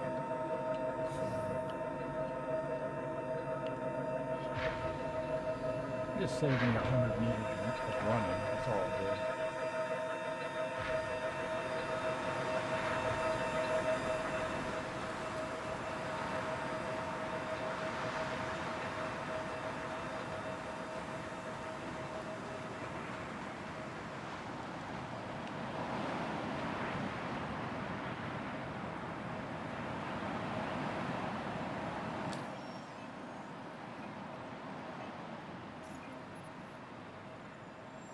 Being tracked.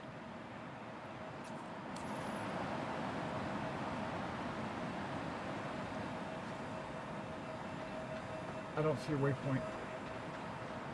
I see where my dead body is.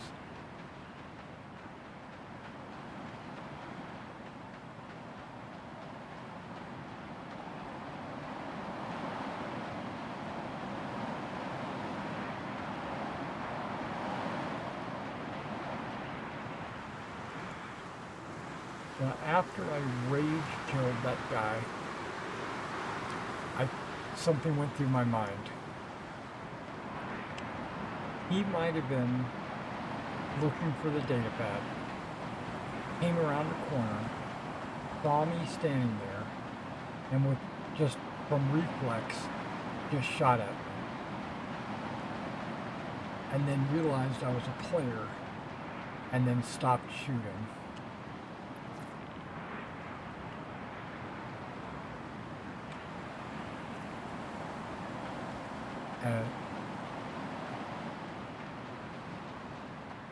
Maybe. But that's not the way I took it.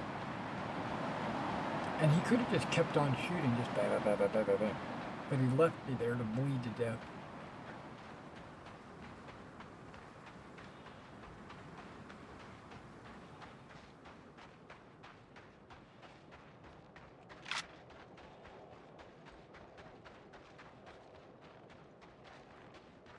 Let's see.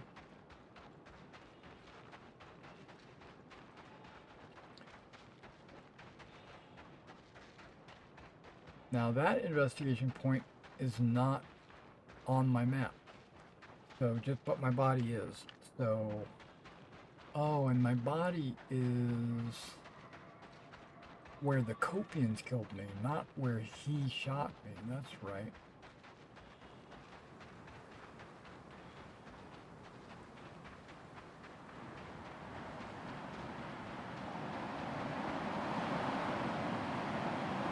Yeah, I'd like to have that backpack. Because I just don't own one of those.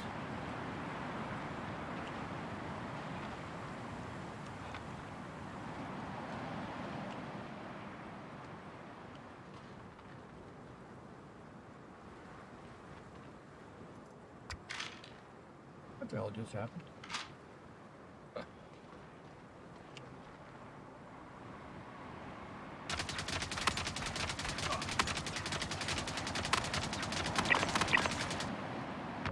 Gosh, my aim sucks.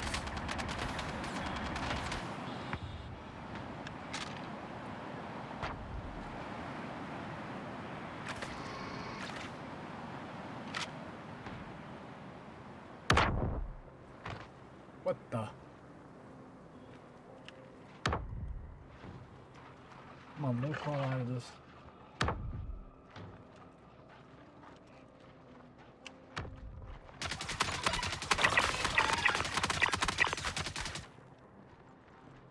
See, I didn't push that button. I pushed this button.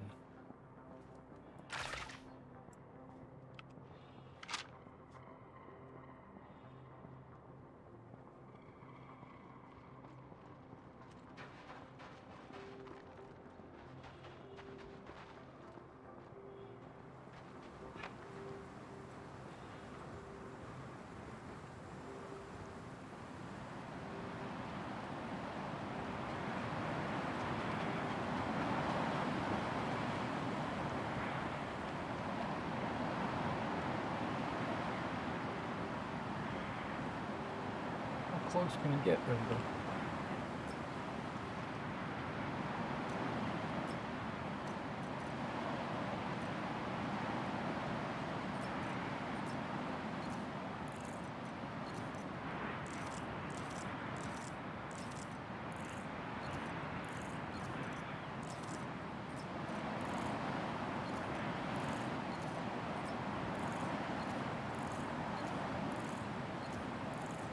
Come on, click it.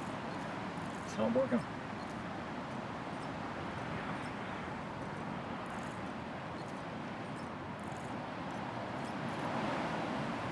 Man, there is a delay.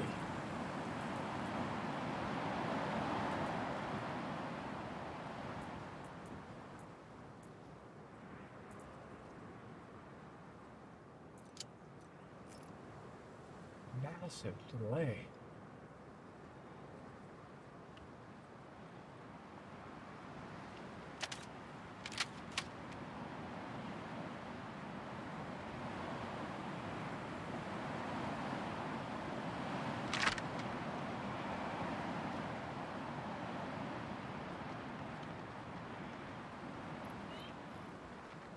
Okay, I found it. Now collect data pad.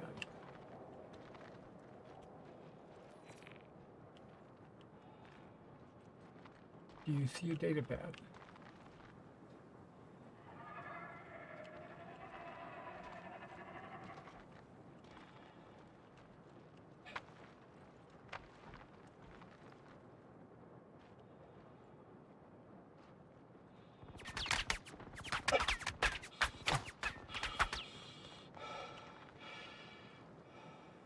No, I don't see a data pad. I don't see a waypoint that tells me where a data pad is that I should go to. Did I get it?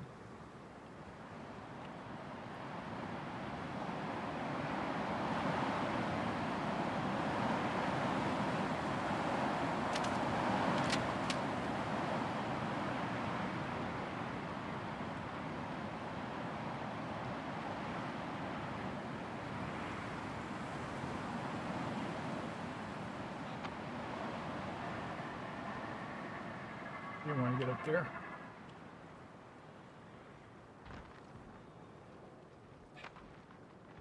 You just want it in there.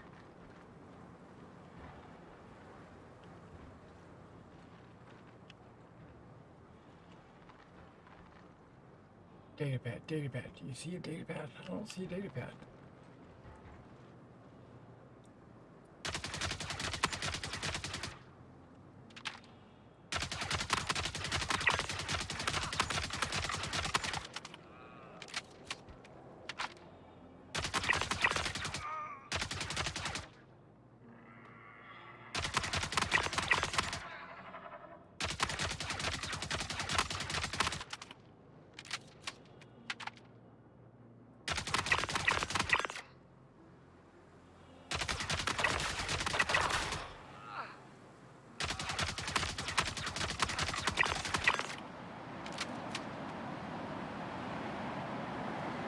Now, some people say they could be on the bodies.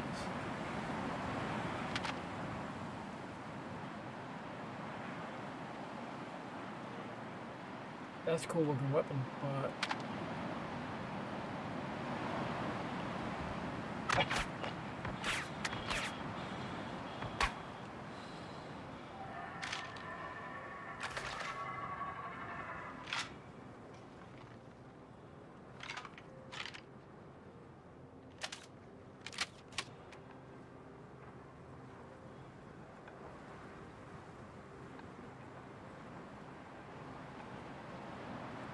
think this mission is a bust as well. The data pad should just be laying over here somewhere. I don't even see a dead body. Supposed to be locating somebody. Here comes somebody around the corner.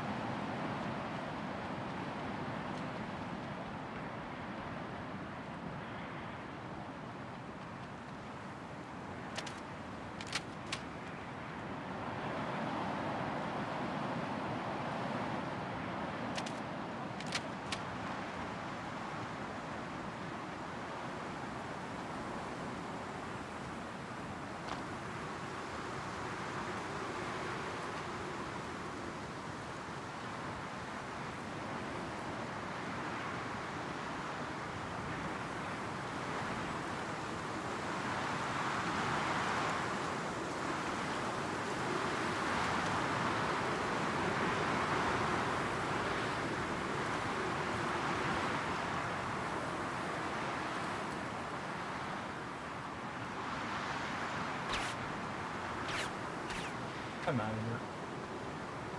This is ridiculous.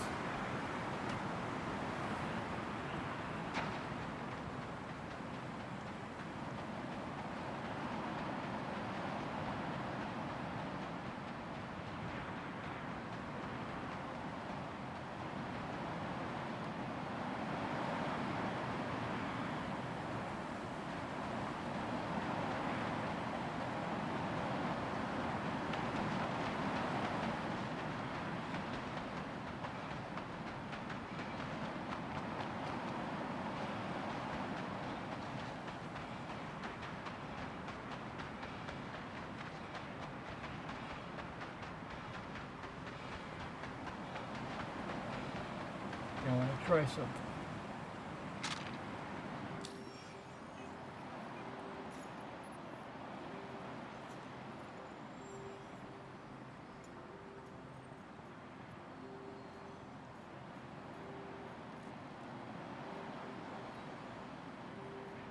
Has been. Okay.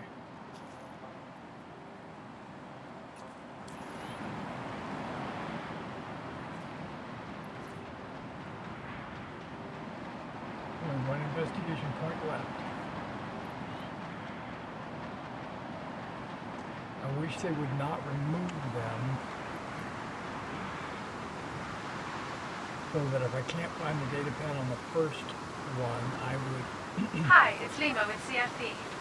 Thanks for letting us know you won't be finishing that job. Hopefully the next one will be more your speed. Maybe. Hi, it's Limo with Citizens for Prosperity. Just wanted to thank you for coming on board. Good luck out there.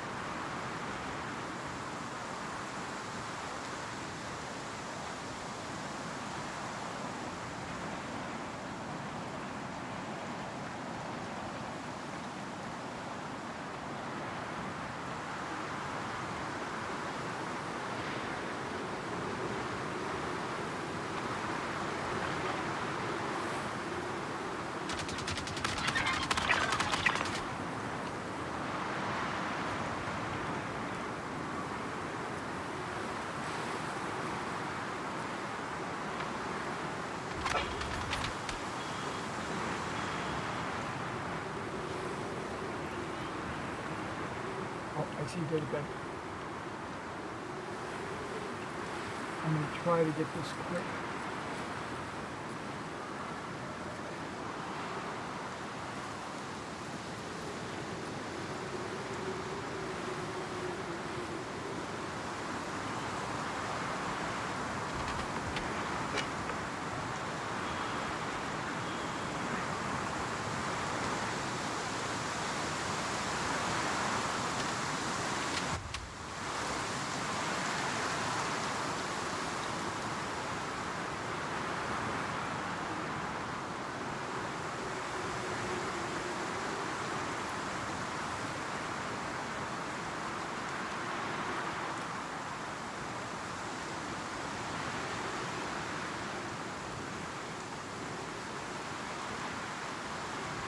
third time's the charm, as they say, right?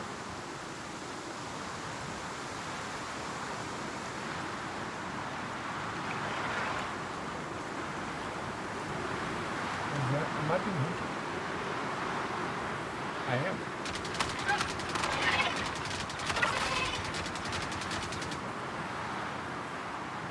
I thought I heard them.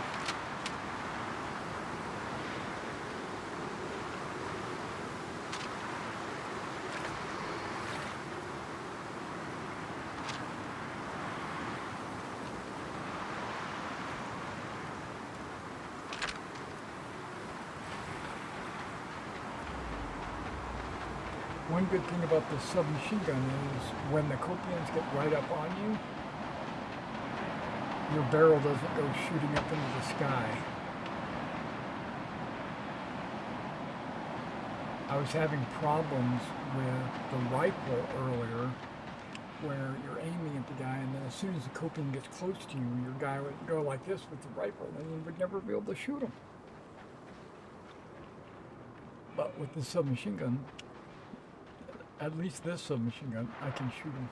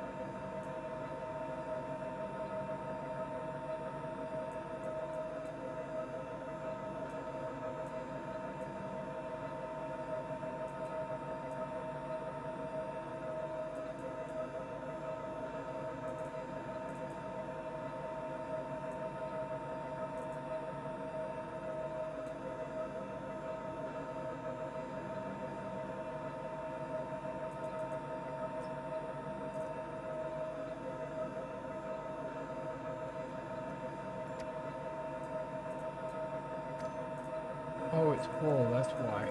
Okay, gotcha.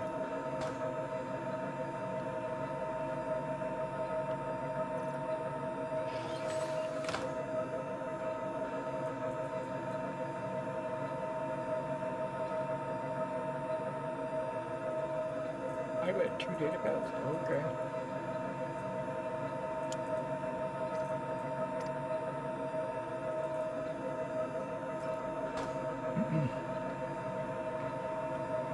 Okay, we're gonna sneak out of here or I'll get gunned down, so. Hydrogen fuel is at 75%. Takeoff complete. Okay.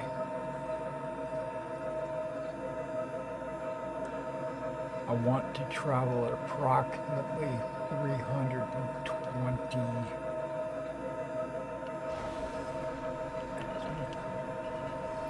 Landing gear raised. For a little while anyway. Yep, I remember coming by this. I wonder if I could stop here and see if I can take those weapons.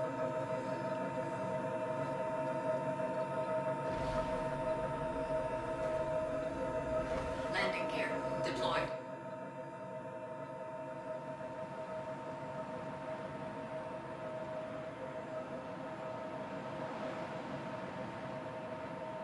Can't hurt anything.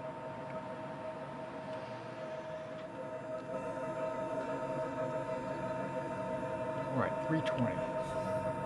That's the direction.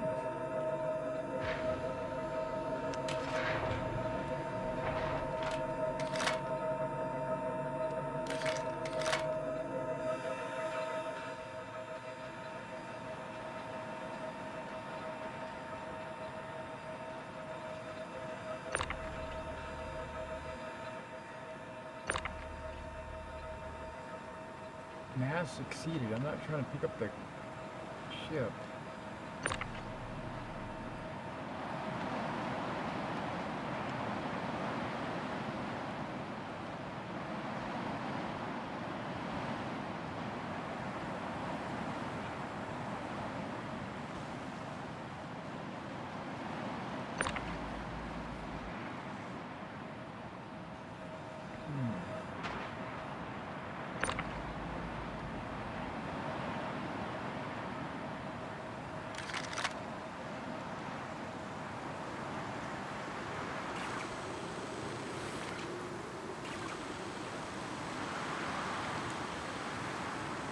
Why am I moving it?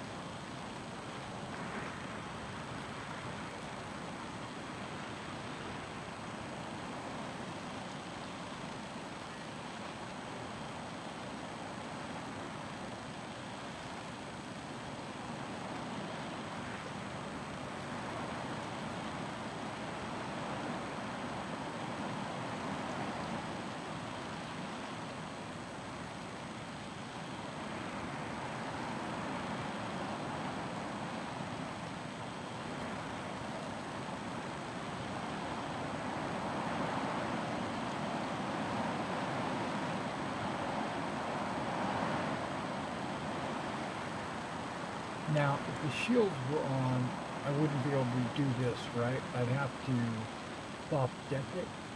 And that's what I'm thinking is happening with the guns. I was thinking the shields are on, but I can't do both. I can't do this and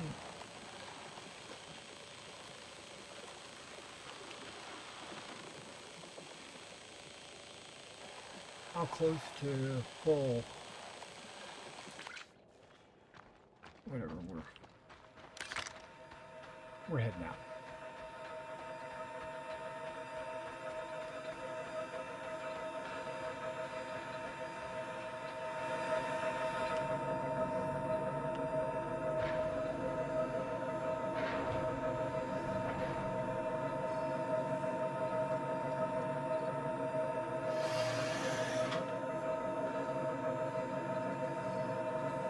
Takeoff complete. Landing gear raised.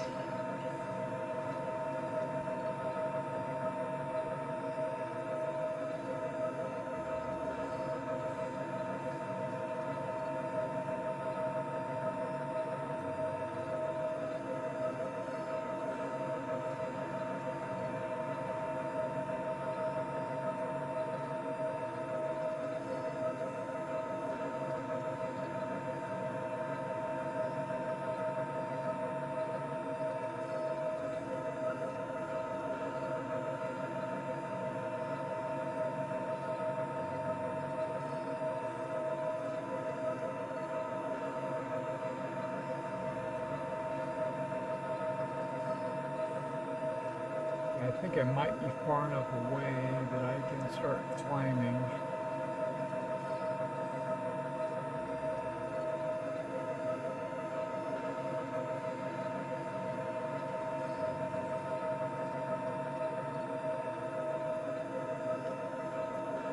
Okay. Nobody shot at me. Shields offline.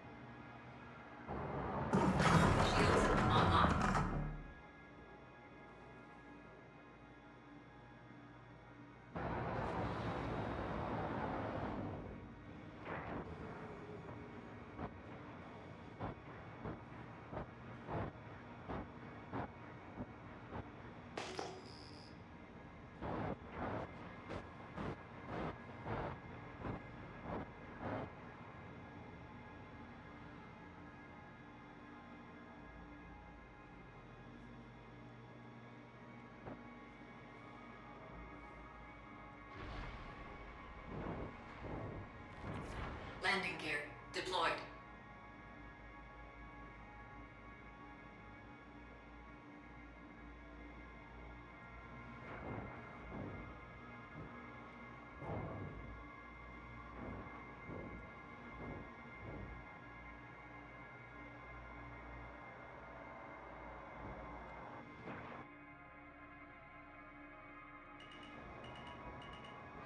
Landing complete.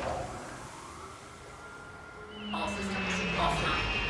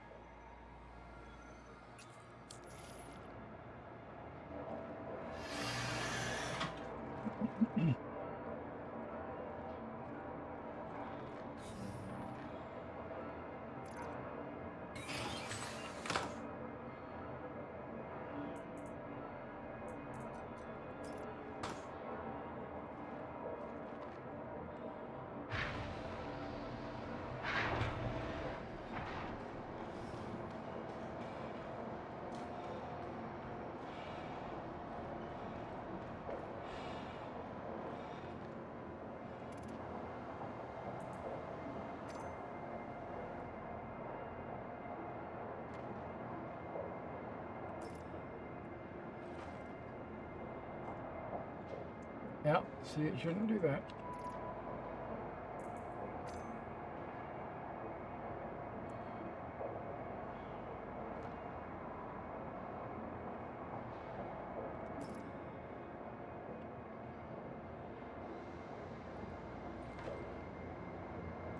Shouldn't do that either.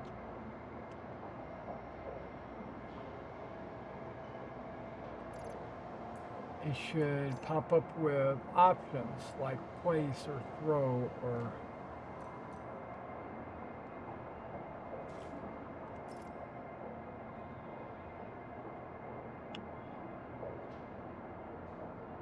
interact.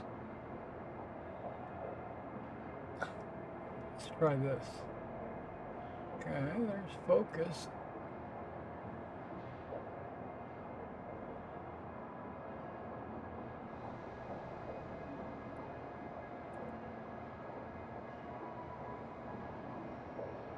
Can I not lift it up? I could have swore that I could press inspect,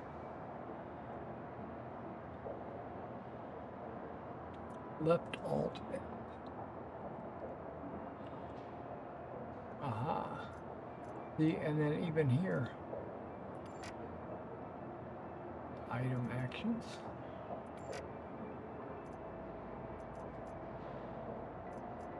Attach to hip? Nope.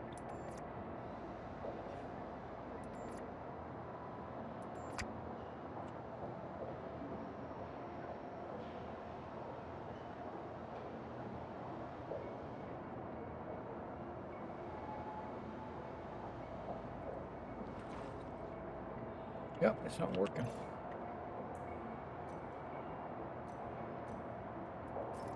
So, we'll have to do it the hard way.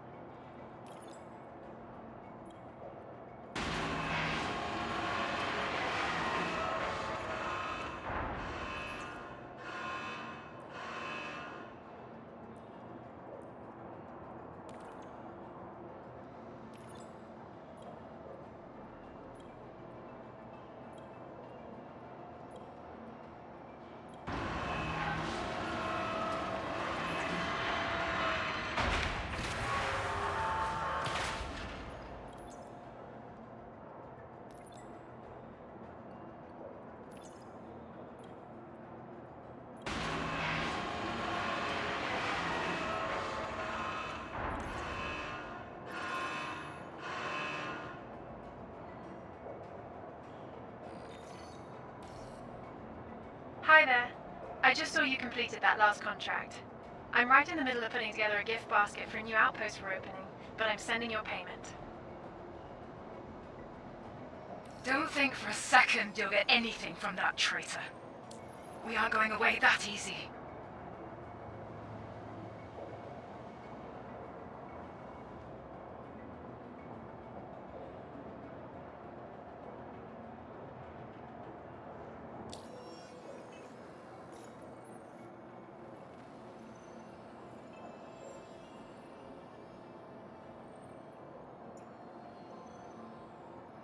At 275.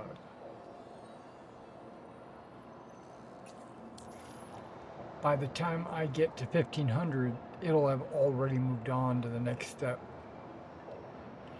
which I'm okay with because I really don't care about this event. Alright, well, we were able to get the hotfix loaded. We were able to get into the game and actually play a little bit. Yeah, but it is real early in the morning. It's like 5:30 here. So what I'm going to do is end the stream right here, and I'll be back on again tomorrow night, and probably the hotfix will have gone live, and so I'll probably have to re-update it again anyway. So what I'll try to do is plan ahead and do the hotfix update before we go live and not while we're live. All right, guys. Well, thanks for hanging out with me for a little while and chit-chatting with me there, David. I appreciate it. And I will catch you in the next one.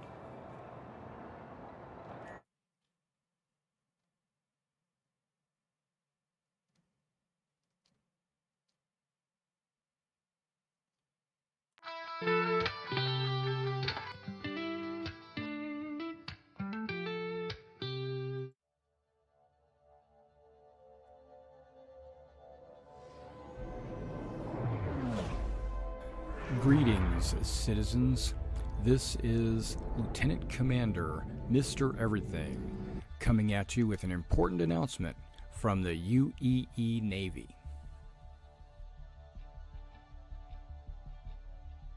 The 1st Naval Aerospace Squadron, the Lions, is recruiting. Be a part of something great. Join now. We are looking for new and veteran players. The 1st Naval Aerospace Squadron is a UEE Navy carrier-based squadron. If you're looking for a disciplined, well-trained unit, join now. Not only do we want combat professions, but we need first-person marine experts, merchants, miners, salvage. All professions are welcome in the 1st Naval Aerospace Squadron. Our mission is to protect the UEE and its citizens. Join the 1st Naval Aerospace Squadron.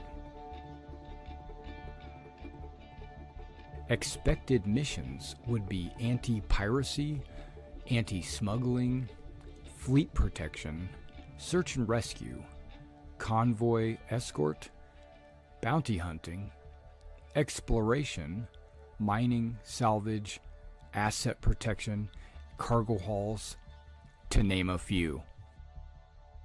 Join now and see the galaxy.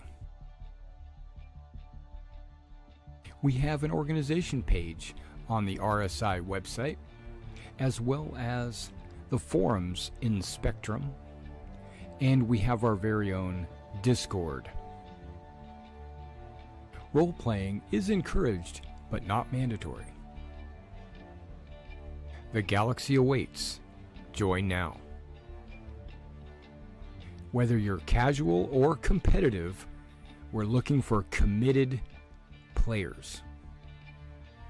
We're based on a World War II U.S. Navy Air Squadron theme. Our focus are carrier-based craft, with our primary being the Sabre. But all ships are needed and wanted in the squadron. We would like to have a wide variety of ships to allow all kinds of gameplay. Visit now your local Navy recruiter and join the 1st Naval Aerospace Squadron. The squadron is growing. Visit our recruiter at robertspaceindustries.com/orgs/1NAS to become a member of something great.